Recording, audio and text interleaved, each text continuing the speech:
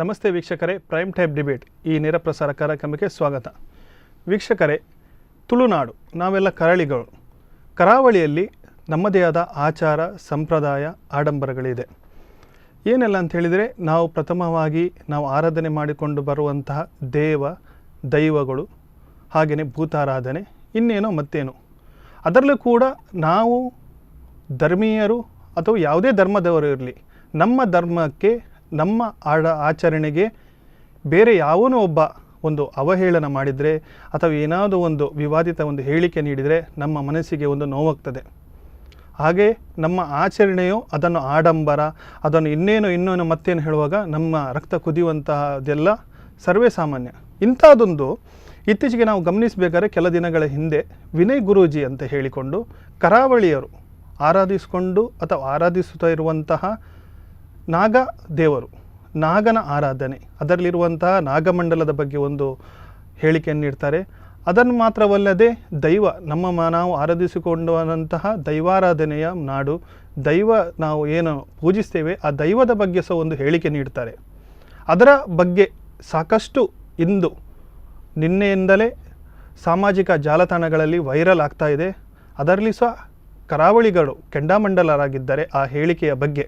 ಇದರೆಲ್ಲ ಬಗ್ಗೆ ಆ ವಿನಯ್ ಗುರೂಜಿ ಮೂಲತಃ ಚಿಕ್ಕಮಗಳೂರು ಕೊಪ್ಪ ತಾಲೂಕಿನವರು. ಅವರು ಆ ಹೇಳಿಕೆ ಏನೆಲ್ಲ ಹೇಳಿದರು, ಅವರು ನೀಡಿದಂಥ ಹೇಳಿಕೆಯಲ್ಲಿ ಅವರು ನೀಡಿದಂಥ ಆ ಮಾತಿನಲ್ಲಿ ಏನು ತಪ್ಪಿದೆ, ಏನು ಸರಿ ಇದೆ, ಇದರ ಬಗ್ಗೆ ನಾವು ಇವತ್ತು ಚರ್ಚೆ ವಿಶ್ಲೇಷಣೆ ಮಾಡಲಿಕ್ಕೆ ಇದ್ದೇವೆ. ನನ್ನೊಂದಿಗೆ ಜನಪದ ವಿದ್ವಾಂಸರೂ ಇದ್ದಾರೆ. ನಿಮ್ಮ ಕರೆಯನ್ನು ಸಹ ನಾನು ಸ್ವೀಕರಿಸ್ತೇನೆ. ಅದಕ್ಕಿಂತ ಮುಂಚೆ ಅವರು ಏನು ಹೇಳಿದ್ರು ಅಂತ ನಾವು ನೋಡ್ಕೊಂಡು ಬರೋಣ. ನಾವೆಲ್ಲರೂ ಒಂದಿಷ್ಟು ಗಡ್ಡ, ಒಂದಿಷ್ಟು ರುದ್ರಾಕ್ಷಿ ಹಾಕಿದ್ರೆ ಅಡ್ಡಡ್ಡ ಬೀಳ್ತಾ ಇದ್ರು. ಇನ್ನೊಬ್ಬರಿಗೆ ಅಡ್ಡ ಬೀಳ್ಬೇಕಾದ್ರೆ ಥಿಂಕ್ ಮಾಡಿ, ಯಾಕೆ ಬೀಳ್ಬೇಕು, ಅವನೇನು ನಾನೇನು, ನಾನು ಯಾಕೆ ನಮಸ್ಕಾರ ಮಾಡಿ.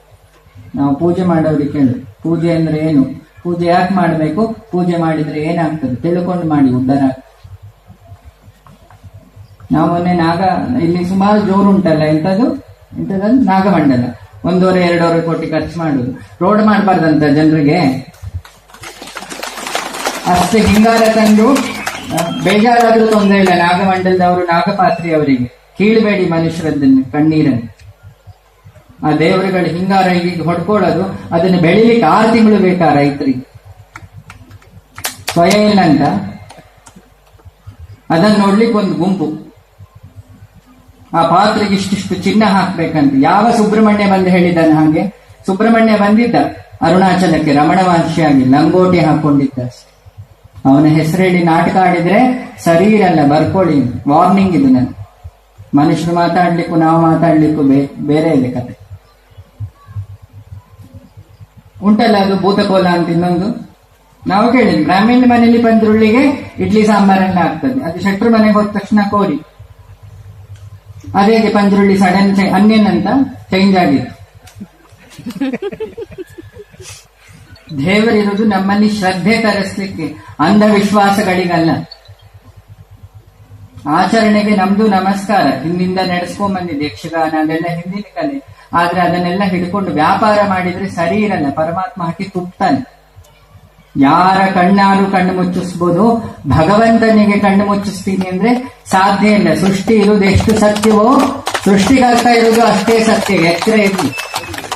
ಪ್ರೂಫ್ ಬೇಕಾ? ನಾವಲ್ಲಿ ಮಾತಾಡೋ ಮೊದಲು ಅಮ್ಮನವರ ಹತ್ರ ಹೋಗಿ ಹೇಳಿತ್ತು, ನನಗೇನು ಗೊತ್ತಿಲ್ಲ, ನೀನು ವಾಗ್ದೇವಿ, ಮಾತಾಡು ಅಂದ್ರೆ ಮಾತಾಡ್ತೀನಿ, ನೀನ್ ನನಗೆ ಪ್ರೂಫ್ ಕೊಡು. ಅವಳ ಹಿಂಗಾರ ಬಿದ್ಮೇಲೆ ನಾವು ಮಾತಾಡ್ಲಿಕ್ಕೆ ಬಂತು. ಬೀಳ್ಲಿಲ್ಲ ಅಂದ್ರೆ ದೇವರಾಣೆ ಮಾತಾಡ್ತೀವಿ. ಹಾಗಾದ್ರೆ ಅಲ್ಲಿ ಕಲ್ಲಿದ್ಯಾ? ಅಮ್ಮನವರಿದ್ದಾರೆ, ಅವಳ ಹತ್ರ ಹೋಗಿ ಮಾತಾಡ್ಬೋದಲ್ಲ. ಜ್ಯೋತಿಷ್ರ ಯಾಕೆ ನಿಮಗೆ? ದುಡ್ಡನ್ನ ಯಾಕೆ ಹಾಳು ಮಾಡ್ತೀರಿ? ಮಕ್ಕಳಿಗೆ ವಿದ್ಯೆ ಇಲ್ಲ, ಸರಿ ಕೂತ್ಸು ಓದಿಸಿ, ಆಸ್ತಿ ಇಡಬೇಡಿ. ಆಸ್ತಿ ಮಾಡಿಯೇ ಮಕ್ಕಳು ಹಾಳಾಗಿ. ನಾವೆಲ್ಲರೂ ಒಂದಿಷ್ಟು ಗಡ್ಡ, ಒಂದಿಷ್ಟು ರುದ್ರಾಕ್ಷಿ ಹಾಕಿದ್ರೆ ಅಡ್ಡಡ್ಡ ಬೀಳ್ತಾ ಇದ್ರು. ಇನ್ನೊಬ್ಬರಿಗೆ ಅಡ್ಡ ಬೀಳ್ಬೇಕಾದ್ರೆ ಥಿಂಕ್ ಮಾಡಿ, ಯಾಕೆ ಬೀಳ್ಬೇಕು, ಅವನೇನು ನಾನೇನು, ನಾನು ಯಾಕೆ ನಮಸ್ಕಾರ ಮಾಡಿ. ನಾವು ಪೂಜೆ ಮಾಡೋರಿಗೆ ಕೇಳು, ಪೂಜೆ ಅಂದ್ರೆ ಏನು, ಪೂಜೆ ಯಾಕೆ ಮಾಡ್ಬೇಕು, ಪೂಜೆ ಮಾಡಿದ್ರೆ ಏನಾಗ್ತದೆ ತಿಳ್ಕೊಂಡು ಮಾಡಿ, ಉದ್ಧಾರ.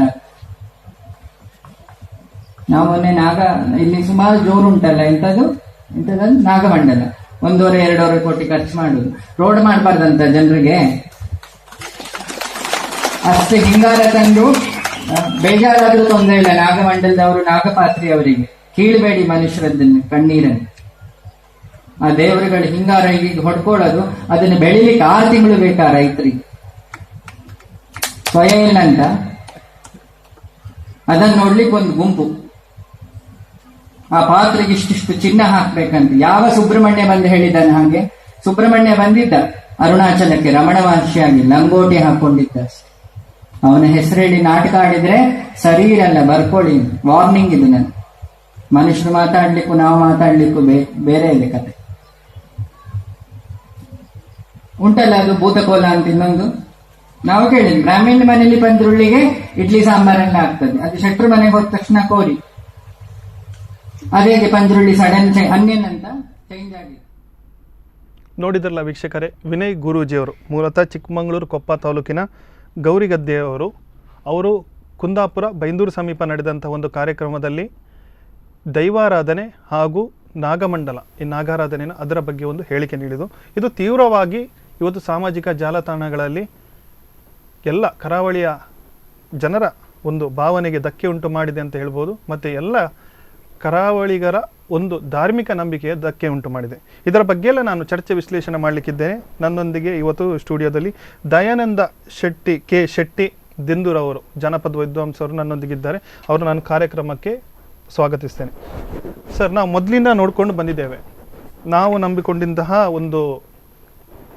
ನಾವು ನಂಬಿಕೊಂಡು ಬಂದಂತಹ ನಾಗಾರಾಧನೆ, ದೈವಾರಾಧನೆ, ಇನ್ನು ಏನು ಒಂದು ತುಳುನಾಡಿನ ಸಂಪ್ರದಾಯಗಳು, ಅದರ ಬಗ್ಗೆ ಸಾಕಷ್ಟು ಜನ ಬಂದು ಆಡಿ ಹೋಗಿದ್ದಾರೆ, ಕರಾವಳಿಗೆಲ್ಲೋ ಅಥವಾ ಇನ್ನೆಲ್ಲಿಯೋ ಕೂಡ.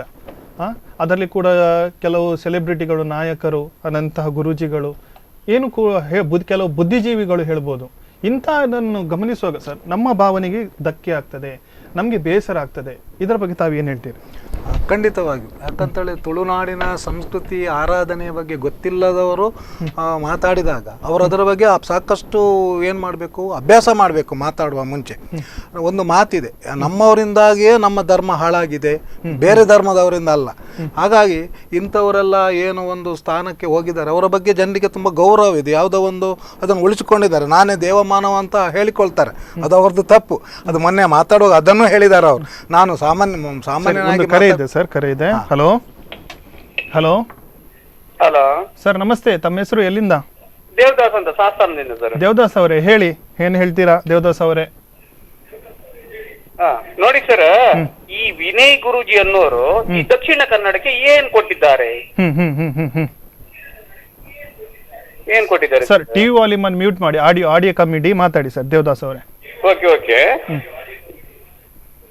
ಈಗ ನೋಡಿ, ದಕ್ಷಿಣ ಕನ್ನಡಕ್ಕೆ ಇವರ ಕೊಡುಗೆ ಏನು ಅಲ್ವಾ? ಹೌದು ಹೌದು. ಮತ್ತೆ ದಕ್ಷಿಣ ಕನ್ನಡದಲ್ಲಿ ಈಗ ಮರಳು ಇಲ್ಲ, ಜನರು ಮರಳಿಗಾಗಿ ನಮ್ಮ ಕಡೆಯಲ್ಲಿ ಮೇಸ್ತ್ರಿಗಳು ತುಂಬಾ ಜಾಸ್ತಿ ಸರ್. ಯಾವುದೇ ರಾಜಕೀಯ ಪಕ್ಷ ಕೇಳಲಿಲ್ಲ, ಯಾರು ಕೇಳಲಿಲ್ಲ. ಇವತ್ತು ಶೋಭಾ ಕರಂದ್ಲಾಜೆ ಗೆದ್ಕೊಂಡು ಹೋದ್ರು, ಇಲ್ಲ ಪ್ರಮೋದ್ ಮಧ್ವರಾಜರು ಸೋತ್ರು ಅನ್ನೋದು ಪ್ರಶ್ನೆ ಅಲ್ಲ ಸರ್. ಇವತ್ತು ನಮ್ಮ ಹೊಟ್ಟೆ ಬಟ್ಟೆಗೆ ಗತಿ ಇಲ್ಲದಾಗ, ಯಾರು ಕೇಳದೆ ಇರುವಾಗ ಆ ಸ್ವಾಮೀಜಿ ಬಂದು 2 ಕೋಟಿ ರೂಪಾಯಿ ನೀವು ಹಿಂಗಾರ ಹೂವಿಗೆ ಹಾಕ್ತೀವಿ ಅಂತ ಹೇಳಿದ್ರೆ, ಅಲ್ಲಿ ಖರ್ಚು ಏನಾದ್ರು ಸ್ವಾಮೀಜಿ ಏನಾದ್ರು ಕೊಟ್ಟಿದ್ದೀಯಾ ಸರ್? ಅವರು ಒಂದು ಕಡೆ ಹೇಳ್ತಾರೆ, ಕೋಟಿಗಟ್ಲೆ ನೀವು ಇದಕ್ಕೆ ಆಚರಣೆಗೆ ಹಾಕೋ ಬದಲು ನೀವು ರಸ್ತೆ ಇನ್ನೇನೋ ಮಾಡಿ ಜನರಿಗಾದ್ರೂ 4 ಜನಕ್ಕೆ ಉಪಕಾರ ಆಗ್ತದೆ. ಅವರಿಗೆ ದಾನ ಮಾಡ್ತಾರೆ. ನಾವು ನಮ್ಮ ಹಣ, ನಮ್ಮ ಬೆವರಿಂದ ಬಂದ ಹಣ, ನಮ್ಮ ಮೂಢನಂಬಿಕೆ ಇರ್ಲಿ, ಇನ್ನೊಂದಿರ್ಲಿ, ಮತ್ತೊಂದಿರ್ಲಿ, ನಾವು ಖರ್ಚು ಮಾಡ್ತೀವಿ. ಅದನ್ನ ಕೇಳಲಿಕ್ಕೆ ಈ ಸ್ವಾಮೀಜಿ ಯಾರು ಸ್ವಾಮಿ? ಇವರಿಗೆ ಮಠದಲ್ಲಿ ಒಂದು ಸ್ಥಾನ ಕೊಟ್ಟಿದ್ಯಾರು? ಸ್ವಾಮೀಜಿ ಅಂತ ಸ್ಥಾನ ಕೊಟ್ಟಿದ್ಯಾರು? ಭಕ್ತಾದಿಗಳು. ಹೌದು ಹೌದಲ್ವಾ? ಅಂದ್ಮೇಲೆ ಇವರು ಸ್ವಾಮೀಜಿಗೆ ಅವರ ಸ್ಥಾನಮಾನಕ್ಕೆ ತಕ್ಕ ಹಾಗೆ ಮಾತಾಡ್ಬೇಕು ಬಿಟ್ರೆ, ನಾವು ಇವ್ರನ್ನ ಸ್ವಾಮೀಜಿ ಎಂಬ ನಂಬಿಕೆಯೇ ಮೂಢನಂಬಿಕೆ. ಇವ್ರು ನಮ್ಮ ತರನೇ ಮನುಷ್ಯರಲ್ಲ ಸ್ವಾಮಿ, ಹೌದಲ್ವಾ? ಹೌದಲ್ವಾ? ಇವರಿಗೆ ನಾವು ಸ್ಥಾನಮಾನ ಕೊಟ್ಟು ಇವ್ರ ಚಪ್ಪಲಿಗೆ ನಾವು ಹೋಗಿ ನಮಸ್ಕಾರ ಮಾಡುದು ಇವ್ರು ಸ್ವಾಮೀಜಿ ಅಂತ ಹೇಳಿ ಇವ್ರಿಗೆ ಸ್ಥಾನಮಾನ ಕೊಟ್ಟಿದ್ದು ನಾವು.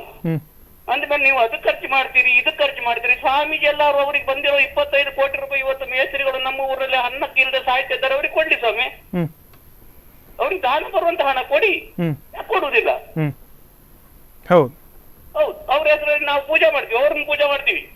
ನಾವು ಹಿಂಗಾರಕ್ಕೆ ಖರ್ಚು ಮಾಡೋದಿಲ್ಲ, ಇಲ್ಲ ಭೂತ ಕೋಲಕ್ಕೆ ಖರ್ಚು ಮಾಡೋದಿಲ್ಲ. ಅವರಿಗೆ ಹಣ ಕೊಡ್ತೀವಿ, ಅವ್ರು ಖರ್ಚು ಮಾಡ್ಲಿ ಅಲ್ವಾ? ಹಾ.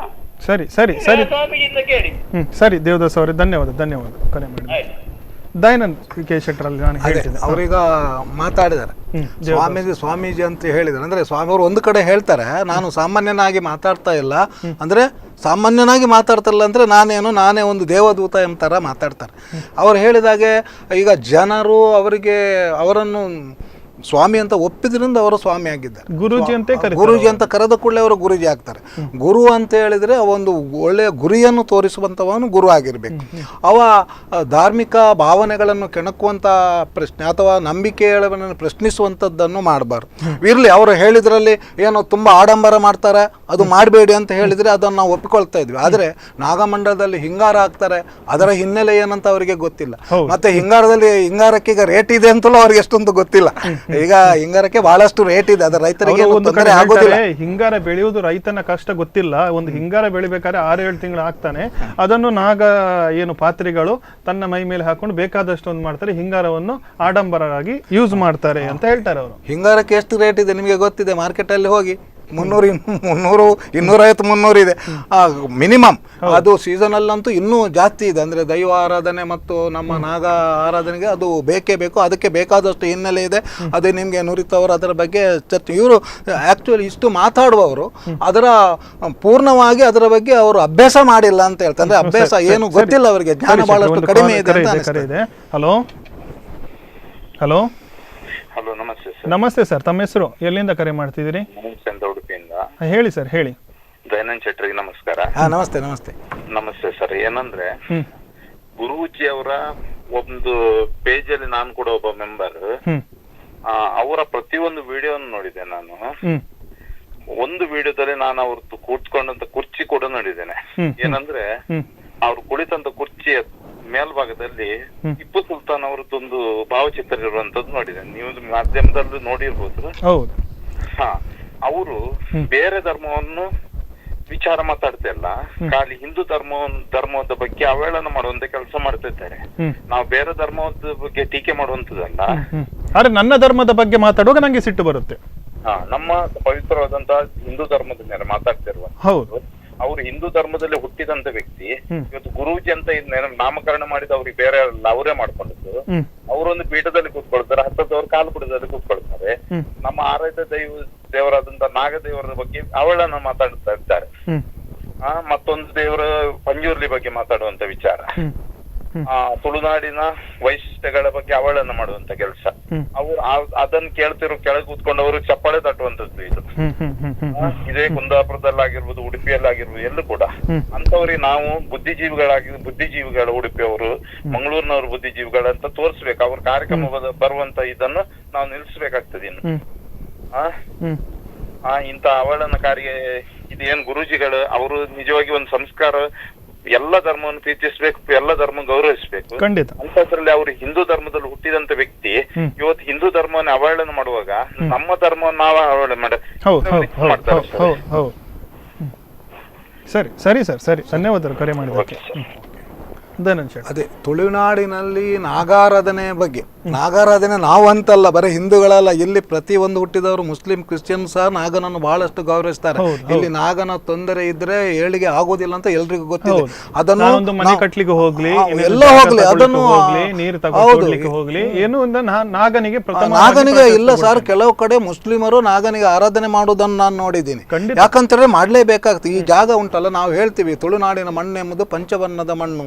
ಇದರ ಒಂದು ವಿಶೇಷತೆನೇ ಬೇರೆ. ನಾವು ಇಡೀ ಭರತಖಂಡಕ್ಕೆ ನಾವು ಹೋಲಿಸಿದಾಗ ತುಳುನಾಡಿನ ಆಚರಣೆ, ವಿಚಾರಣೆ, ಮತ್ತೆ ನಮ್ಮ ಜನ, ನಾವು ತುಳುನಾಡವರು ಎಲ್ಲಿ ಹೋದ್ರೂ ನಮ್ಮನ್ನು ಗುರುತಿಸಲಿಕ್ಕಾಗ್ತದೆ. ನಮ್ಮ ಇದರಲ್ಲಿ ಇವರು ನಮ್ಮವರು ಅಂತ ಹೇಳಲಿಕ್ಕೆ ಆಗುತ್ತದೆ. ಅಂದ್ರೆ ನಮ್ಮ ವೈಶಿಷ್ಟ್ಯವಾಗಿದೆ, ಭಾಷೆ ಇದೆ, ಸಂಸ್ಕೃತಿ ಇದೆ. ಹಾಗಾಗಿ ನಾಗಾರಾಧನೆ ಬಹಳ ಹಿಂದೆಯಿಂದ ನಡ್ಕೊಂಡು ಬಂದದ್ದು. ಅದರಲ್ಲಿ ಸ್ವಲ್ಪ ಮಾಡರ್ನೈಸೇಷನ್ ಆಗಿರ್ಬೋದು, ಅದನ್ನು ಒಪ್ಪಿಕೊಳ್ಳೋಣ. ಸ್ವಲ್ಪ ದುಂದು ವೆಚ್ಚ ಆಗಿರ್ಬೋದು, ಅದರ ಬಗ್ಗೆ ಅವರು ಮಾತಾಡಿದ್ರೆ ನಾನು ಅದನ್ನು ಒಪ್ಪಿಕೊಳ್ತಾ ಇದ್ದೆ. ಆದ್ರೆ ಹಿಂಗಾರ ಯಾಕೆ ಆಗ್ತಾರೆ, ರೈತರಿಗೆ ತೊಂದರೆ ಆಗ್ತದೆ, ಅದನ್ನು ಮಾಡ್ತಾರೆ ಅಂತ ಅವಹೇಳನ ರೀತಿಯಾಗಿ ಮಾತಾಡ್ತಾರಲ್ಲ, ಅದನ್ನು ಖಂಡಿಸಲೇಬೇಕು. ಹಲೋ ಹಲೋ ಸರ್, ನಮಸ್ತೆ, ತಮ್ಮ ಹೆಸರು? ಅಕ್ಷಯ್ ಅಂತ. ಅಕ್ಷಯ್, ಹೇಳಿ ಅಕ್ಷಯ್, ಎಲ್ಲಿಂದ ಕರೆ ಮಾಡ್ತಿದ್ದೀರಾ, ಏನ್ ಹೇಳ್ತೀರಾ? ನಾನು ಆಕ್ಚುಲಿ ಫೇಸ್ಬುಕ್ ಲೈವ್ ನೋಡ್ತೇನೆ. ನಾನು ಬ್ಯಾಂಗ್ಳೂರಿಂದ ಕಾಲ್ ಮಾಡ್ತಾ ಇದ್ದೀನಿ.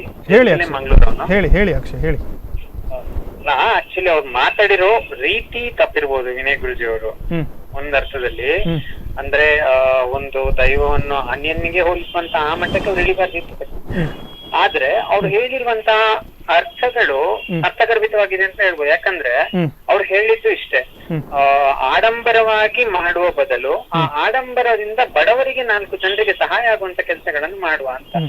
ಇನ್ನೊಂದೇನಿದೆ ಅವ್ರು ಹೇಳಿರುವ ಅರ್ಥ ಅಂದ್ರೆ ಆಡಂಬರಗಳು ಬೇಡ, ಸಂಸ್ಕೃತ ಪ್ರಕಾರ ಏನು ಸಂಸ್ಕೃತಿ ಇದೆ ಅದು ಅನಾವರಣ ಆಗ್ಲಿ ಅಂತ ಹೇಳುದು ಅವರು.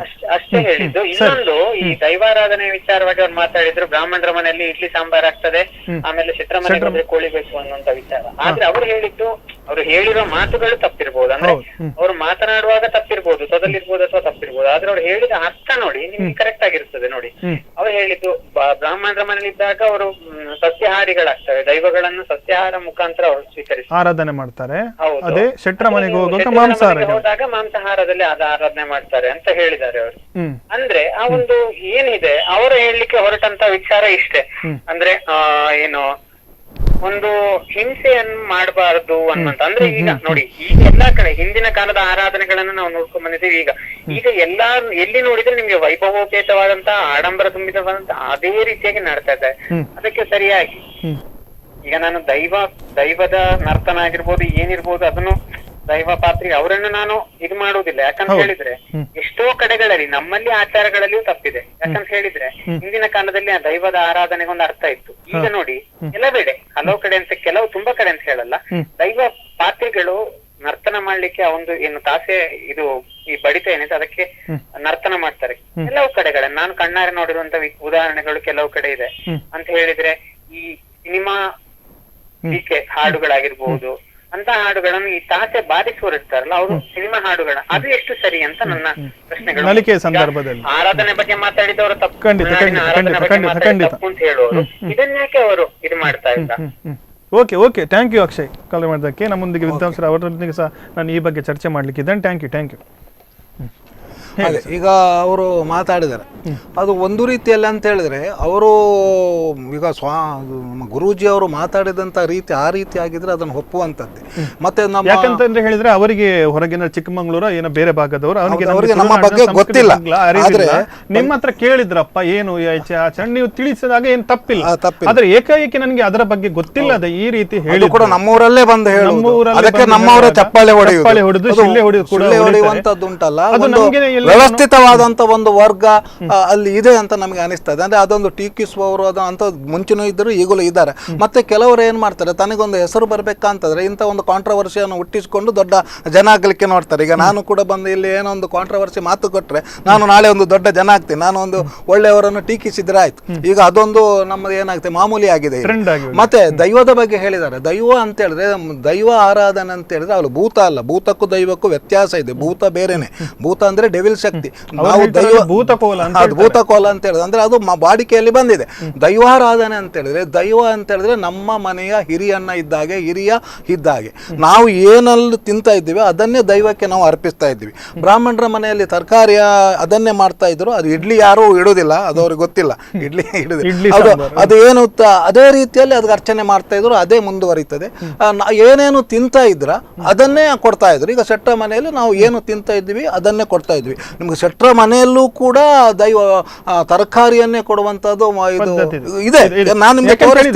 ನೀವು ಹೇಳಿದಾಗ ನಂಗೆ ನೆನಪಾಗುವಂಥದ್ದು, ನಾವು ಆ ಕಾಲಕ್ಕೆ ತಕ್ಕಂತ ಏನು ಅದಕ್ಕೆ ಬಳಸ್ತೇವ.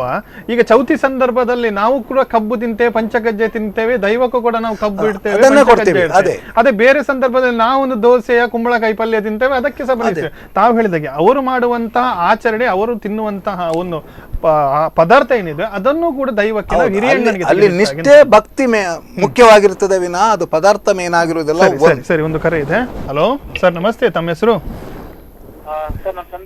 ಸಂದೇಶ್. ಹೇಳಿ ಸಂದೇಶ್, ಏನ್ ಹೇಳ್ತೀರಾ? ಸರ್ ಅದೇ ನಾನು ವಿನಯ್ ಗುರುಜಿ ಪರವಾಗಿ ಅಂತ ಹೇಳಿ ಅಲ್ಲ ಮಾತಾಡೋದು, ಹೇಳಿ ಪರವಾಗಿ. ಆದ್ರೂ ಕೂಡ ಅವ್ರು ಹೇಳುವಂತದ್ದು ಏನಿದೆ ಸರ್ ಅದನ್ನ ನಾವು ಅರ್ಥ ಮಾಡ್ಕೊಳ್ಬೇಕಿದೆ. ಮೊದಲನೇದಾಗಿ ಅವ್ರು ಆಡಂಬರದ ಖರ್ಚು ಮಾಡಬೇಡಿ ಅಂತ ಹೇಳಿಲ್ಲ. ಯಾಕಂದ್ರೆ ಕೆಲವರು ಅದ್ರ ತುಂಬಾ ದುಡ್ಡು ಇರ್ತದೆ ಸರ್, ಅವರು ಮಾಡಬಹುದು, ಏನ್ ತೊಂದ್ರೆ ಇಲ್ಲ. ಆದ್ರೆ ಕೆಲವು ಬಡವರಿಗೆ ಏನಾಗ್ತದೆ ಕೇಳಿದ್ರೆ, ಒಂದು ನಾಗಮಂಡಲವನ್ನ 10 ಹೂವಿನ ಕೊನೆಯಲ್ಲಿ ಮಾಡುವುದನ್ನ ಈ ಪಟ್ರ ಪಾತ್ರೆಗಳು ಸೇರ್ಕೊಂಡು 100 ಕೊನೆ ಇಲ್ಲದೆ ಮಾಡ್ಲಿಕ್ಕೆ ಆಗುದಿಲ್ಲ, ನಿಮ್ಗೆ ದೋಷ ಬರ್ತದೆ ಅಂತ ಹೆದರಿಸಿದ್ರೆ ಏನಾಗ್ತದೆ, ಆ ಹೆದರಿಕೆಯಿಂದ ಅವನಿಗೆ ಮಾಡ್ಲಿಕ್ಕಿಲ್ಲ ಅಥವಾ ಮಾಡ್ಲಿಕ್ಕೆ ಆಗದ ಪರಿಸ್ಥಿತಿ. ಬಿಸಿ ತುಪ್ಪದಾಗೆ ಇವ್ರದ್ದು ಆಡಂಬರ ಇದು ಬಡವರಿಗೆ ಸುಲಿಗೆ ಆಗ್ಬಾರ್ದು ಅನ್ನೋ ರೀತಿಯಲ್ಲಿ ಅವ್ರು ಹೇಳಿದ್ರು. ಒಂದು ಕಡೆ ಹೇಳ್ತಾರೆ ಜನರನ್ನು ಹಿಂಡಬೇಡಿ ನೀವು ಅಂತ ಹೇಳ್ತಾರೆ ಅವರು. ಜನರನ್ನ ಸುಲಿಗೆ ಮಾಡ್ಬೇಡಿ ಅನ್ನೋ ರೀತಿಯಲ್ಲಿ ಹೇಳಿದ್ರು ಒಂದು. ಮತ್ತೆ ಮಾತಾಡುವಾಗ ಈಗ ಕೆಲವೊಂದ್ ಸರಿ ಏನಾಗ್ತದೆ ಗೊತ್ತೇ ಸರ್, ಅವ್ರ ಮನಸ್ಸಲ್ಲಿ ಇರೋದೊಂದು, ಮಾತಲ್ಲಿ ಬರುವಾಗ ಕೆಲವೊಂದು ಅದು ಆಚೆ ಆಗ್ತದೆ ಸ್ವಲ್ಪ ಮಾತಾಡುವಾಗ. ಬಟ್ ಆದ್ರೆ ಅದನ್ನು ವಿರೋಧಿಸ್ತಿರೋರು ಕೆಲವರು ಮಾತಾಡೋ ರೀತಿ ನೋಡಿದ್ರೆ ಅವ್ರಿಗಿಂತ ಹೆಚ್ಚು ಇವರೇ ಡೇಂಜರ್ ಆಗಿ ಕಾಣ್ತಾರೆ ಸರ್ ಹಿಂದೂ ಧರ್ಮಕ್ಕೆ. ಯಾಕಂದ್ರೆ ಅವರೊಂದು ಆಡಿದ್ರು ಅಂತ ಮಾಡು, ಅವ್ರು ತಪ್ಪೇ ಮಾತಾಡಿದ್ರು ಅಂತ ಮಾಡು, ಅವ್ರನ್ನೊಂದು ಹಿಂಬಾಲಿಸುವಂತ ಒಂದಿಷ್ಟು ಜನ ಇದ್ದಾರೆ ಕೆಲವರು. ಅಂದ್ರೆ ಅವ್ರು ಕೆಲವೊಂದು ಒಳ್ಳೇದು ಮಾಡಿದ್ದಾರೆ ಅಂತ ಜನರು ಹೇಳ್ತಾ ಇದ್ದಾರೆ. ಅವ್ರನ್ನ ಕೊಲ್ಬೇಕು, ಅವ್ರ ಕಳಿಬೇಕು, ಅವನಿಗೇನ್ ಗೊತ್ತು, ಅವನ್ ಯಾವನು ಇವನ್ ಯಾವನು ಅಂದ್ರೆ ಅವ್ರ ಬಗ್ಗೆ ಮಾತಾಡುವಂತ ರೀತಿಗಳಿದೆಯಲ್ಲ, ಅದು ಇವರನ್ನು ಇನ್ನೂ ಅಂದ್ರೆ ಈ ಮಾತಾಡೋರು ಎಷ್ಟು ಹಿಂದೂ ಧರ್ಮವನ್ನ ರಕ್ಷಿಸ್ತಾರೆ ಅನ್ನೋದು ಕೂಡ ಕೆಲವು ಅದೊಂದು. ಅಂದ್ರೆ ಅವನು ಸರಿ ಇಲ್ಲ, ಸರಿ ವಿನಯ ಗುರುಜಿ ಸರಿ ಇಲ್ಲ ಅಂತ ನನ್ಗೆ, ಆದ್ರೆ ಅವ್ರ ಬಗ್ಗೆ ಮಾತಾಡಿ ನಾವೆಷ್ಟು ಸರಿ ಇದ್ದೇವೆ ಅಂತ ನಾವು ಕೂಡ ನೋಡ್ಕೊಳ್ಬೇಕು. ನಾನು ಫೇಸ್ಬುಕ್ ಅಲ್ಲೆಲ್ಲ ತುಂಬಾ ನೋಡಿದೆ, ಅವನ್ ಯಾರು, ಅವನೆಲ್ಲ ಹುಟ್ಟಿದ್ದಾನೆ, ಅವನ್ ಯಾರು, ಇದೆಲ್ಲ ನೋಡಿದ್ದಾರೆ. ಏನ್ ಗೊತ್ತಾ, ಒಂದು ಧರ್ಮದಲ್ಲಿ ತಪ್ಪು ಸರಿಗಳಿರ್ತವೆ. ಯಾಕಂದ್ರೆ ಹಿಂದಿನಿಂದನೂ ಕೂಡ ನಿಮ್ಗೆ ತಿಳಿಸಿರ್ಬೋದು, ದೇವದಾಸಿ ಪದ್ಧತಿ ಇದ್ದಾಗಲ್ಲ ಅದನ್ನು ವಿರೋಧ ಮಾಡಿದವರಿಗೆ ತುಂಬಾ ಜನ ಇದು ತಪ್ಪು, ದೇವದಾಸಿ ಪದ್ಧತಿ ಬೇಕು ಅಂತ ಹೇಳಿದ್ರು ಆಗನೇ ಕಾಲದಲ್ಲಿ. ಮತ್ತೆ ಮತ್ತೆ ಜನರಿಗೆ ಗೊತ್ತಾಯ್ತು ಅದು ತಪ್ಪಿಟ್ರು. ಅಂದ್ರೆ ಎಲ್ಲಾ ಧರ್ಮದಲ್ಲೂ ಒಂದು ಹುಡುಕಿರ್ತದೆ, ಒಂದು ಸರಿ ಇರ್ತದೆ, ಒಂದು ತಪ್ಪಿರ್ತದೆ. ಅದನ್ನ ನಾವೇ ಸರಿ ಮಾಡ್ಕೊಳ್ಬೇಕು ವಿನಃ ಯಾರೊಬ್ಬರು ಏನು ಹೇಳಿದ್ರ ಅಂದ ತಕ್ಷಣ ಅವರನ್ನ ವಿರೋಧ ಮಾಡ್ಕೊಂಡು ಅವರಿಗೆ ಬೈಕೊಂಡು ಅಷ್ಟೊಂದು ಅಂದ್ರೆ ಕೆಟ್ಟದ ರೀತಿಯಲ್ಲಿ ವರ್ತಿಸುವಂತದ್ದು ಬೇಡ ಅಂತ ನನಗೆ ಅನಿಸ್ತದೆ ಸರ್, ನನ್ನ ಪ್ರಕಾರ. ಸರಿ ಸರ್, ಓಕೆ ಓಕೆ. ಅದೇ ಅದಕ್ಕೆ ನಾನು ಅದಕ್ಕೆ ಸಹಮತ ಇದೆ. ಅಂತ ಹೇಳಿದರೆ ಒಬ್ಬ ಮಾತಾಡೋದೆ ಅಂತೇಳಿ ನಾವು ಅದನ್ನೇ ಅವನಿಗೆ ಕೆಟ್ಟ ರೀತಿಯಲ್ಲಿ ಮಾತಾಡಬೇಕಾಗಿಲ್ಲ, ಅವನನ್ನು ಒಪ್ಪಿಸಬೇಕು ಅಂತದೊಂದು ಕೆಲಸ ಇದೆ. ಅವರು ಮಾತಾಡುವ ಅರ್ಥದಲ್ಲಿ ಸರಿ ಇದ್ದರೂ ಕೂಡ ಅವರು ಮಾತಾಡುವ ಇದರಲ್ಲಿ ಒಂದು ವ್ಯಂಗ್ಯ ಇತ್ತು, ಅದು ಜನರಿಗೆ ಬೇಜಾರಾಗಿದೆ. ಓಕೆ ಓಕೆ ಸರ್ ಸರ್, ಇದರಷ್ಟು ಇನ್ನಷ್ಟು ಚರ್ಚೆ ಮಾಡೋಣ ಸಣ್ಣ ವಿರಾಮದ ನಂತರ. ವೀಕ್ಷಕರೇ ನೋಡಿದ್ರಲ್ಲ ಏನು ವಿವಾದವಾದ ಹೇಳಿಕೆ ನೀಡಿದ್ರು. ಅವರು ಹೇಳಿದಂಥ ಒಂದು ಹೇಳಿಕೆಯಲ್ಲಿ ಯಾವ ರೀತಿಯ ಒಂದು ಮಾತಿತ್ತು, ಅರಿವಿತ್ತು, ಅಥವಾ ಅವರು ಹೇಳಿದ ರೀತಿಯಲ್ಲಿ ಹೇಗೆ ವ್ಯಂಗ್ಯವಾಗಿತ್ತು ಅಂತ ಹೇಳಿ ಇನ್ನಷ್ಟು ನಾವು ಇದರ ಬಗ್ಗೆ ಚರ್ಚೆ ವಿಶ್ಲೇಷಣೆ ಮಾಡ್ತೇವೆ ಒಂದು ಸಣ್ಣ ವಿರಾಮದ ನಂತರ.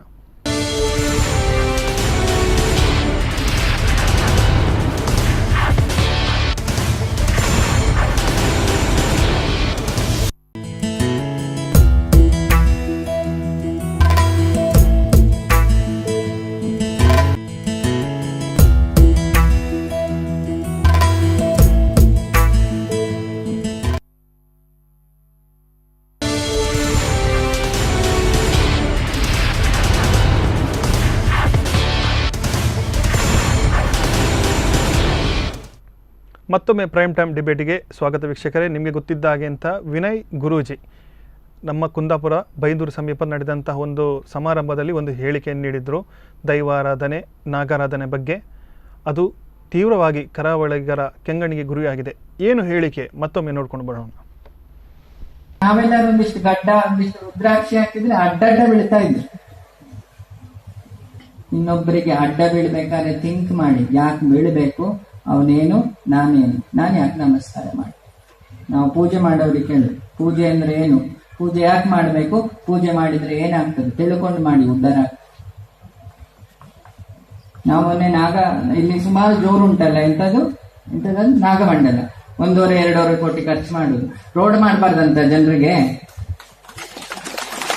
ಅಷ್ಟೇ ಹಿಂಗಾರ ತಂದು ಬೇಜಾರಾದ್ರೂ ತೊಂದರೆ ಇಲ್ಲ. ನಾಗಮಂಡಲದವರು, ನಾಗಪಾತ್ರಿ ಅವರಿಗೆ ಕೀಳಬೇಡಿ ಮನುಷ್ಯರದ್ದನ್ನು, ಕಣ್ಣೀರನ್ನು. ಆ ದೇವರುಗಳು ಹಿಂಗಾರ ಈಗ ಹೊಡ್ಕೊಳ್ಳೋದು, ಅದನ್ನು ಬೆಳಿಲಿಕ್ಕೆ 6 ತಿಂಗಳು ಬೇಕಾ ರೈತರಿಗೆ? ಸ್ವಯಂ ಅಂತ ಅದನ್ನು ನೋಡ್ಲಿಕ್ಕೆ ಒಂದು ಗುಂಪು, ಆ ಪಾತ್ರೆಗೆ ಇಷ್ಟಿಷ್ಟು ಚಿನ್ನ ಹಾಕ್ಬೇಕಂತ. ಯಾವ ಸುಬ್ರಹ್ಮಣ್ಯ ಬಂದು ಹೇಳಿದ್ದಾನೆ ಹಾಗೆ? ಸುಬ್ರಹ್ಮಣ್ಯ ಬಂದಿದ್ದ ಅರುಣಾಚಲಕ್ಕೆ ರಮಣವಾಂಶಿಯಾಗಿ, ಲಂಗೋಟಿ ಹಾಕೊಂಡಿದ್ದ. ಅವನ ಹೆಸರೇಳಿ ನಾಟಕ ಆಡಿದ್ರೆ ಸರಿ ಇರಲ್ಲ, ಬರ್ಕೊಳ್ಳಿ, ವಾರ್ನಿಂಗ್ ಇದು. ನಾನು ಮನುಷ್ಯರು ಮಾತಾಡ್ಲಿಕ್ಕೂ ನಾವು ಮಾತಾಡ್ಲಿಕ್ಕೂ ಬೇರೆ ಇದೆ ಕತೆ. ಉಂಟಲ್ಲ ಅದು ಭೂತಕೋಲ ಅಂತ ಇನ್ನೊಂದು, ನಾವು ಕೇಳಿದ್ವಿ. ಬ್ರಾಹ್ಮಣ ಮನೆಯಲ್ಲಿ ಪಂದ್ರುಳ್ಳಿಗೆ ಇಡ್ಲಿ ಸಾಂಬಾರನ್ನ ಆಗ್ತದೆ, ಅದು ಶೆಟ್ರು ಮನೆಗೆ ಹೋದ ತಕ್ಷಣ ಕೋರಿ. ಅದೇ ಪಂದ್ರುಳ್ಳಿ ಸಡನ್ ಅನ್ನೇನ್ ಅಂತ ಚೇಂಜ್ ಆಗಿತ್ತು.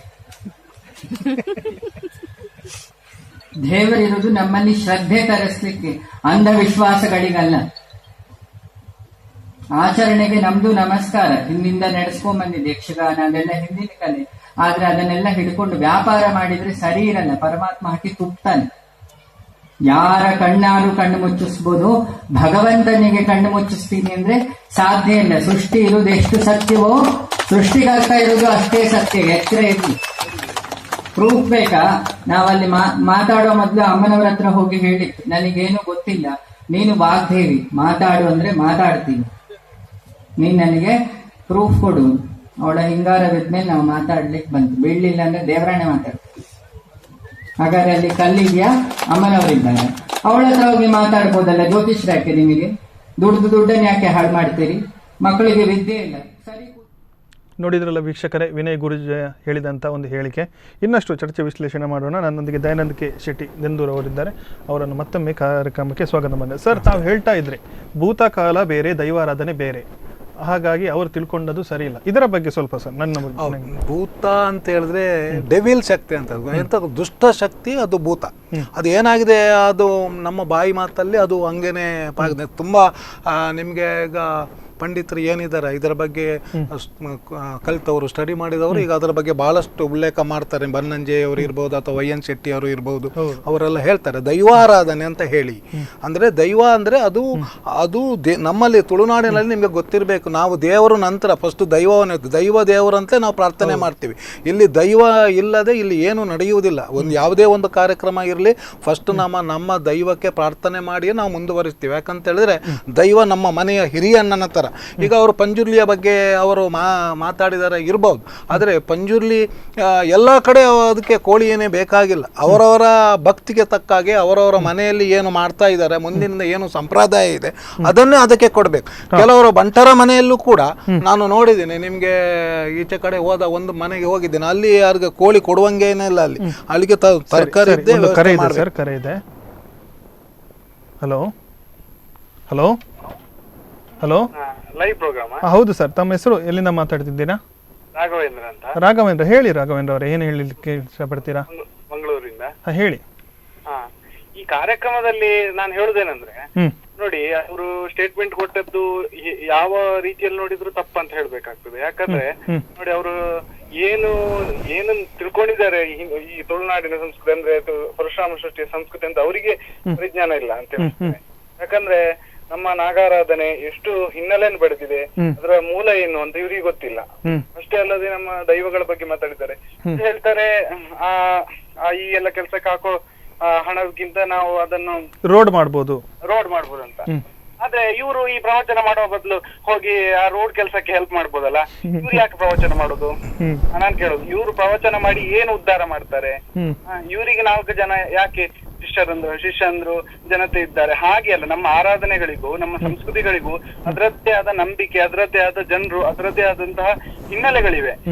ಇವರು ಹೇಗೆ ಆಶ್ರಮಗಳನ್ನು ಕಟ್ಟಿ ಒಂದು ಮುಗ್ಧ ಜನಗಳನ್ನು ತಮ್ಮ ಶಿಷ್ಯರನ್ನಾಗಿ ಮಾಡ್ಕೊಳ್ತಾರೆ, ಹಾಗೆ ನಮ್ಮ ಸಂಸ್ಕೃತಿಗೂ ಅದರದಂತಹ ಒಂದು ಹಿನ್ನೆಲೆ ಇದೆ.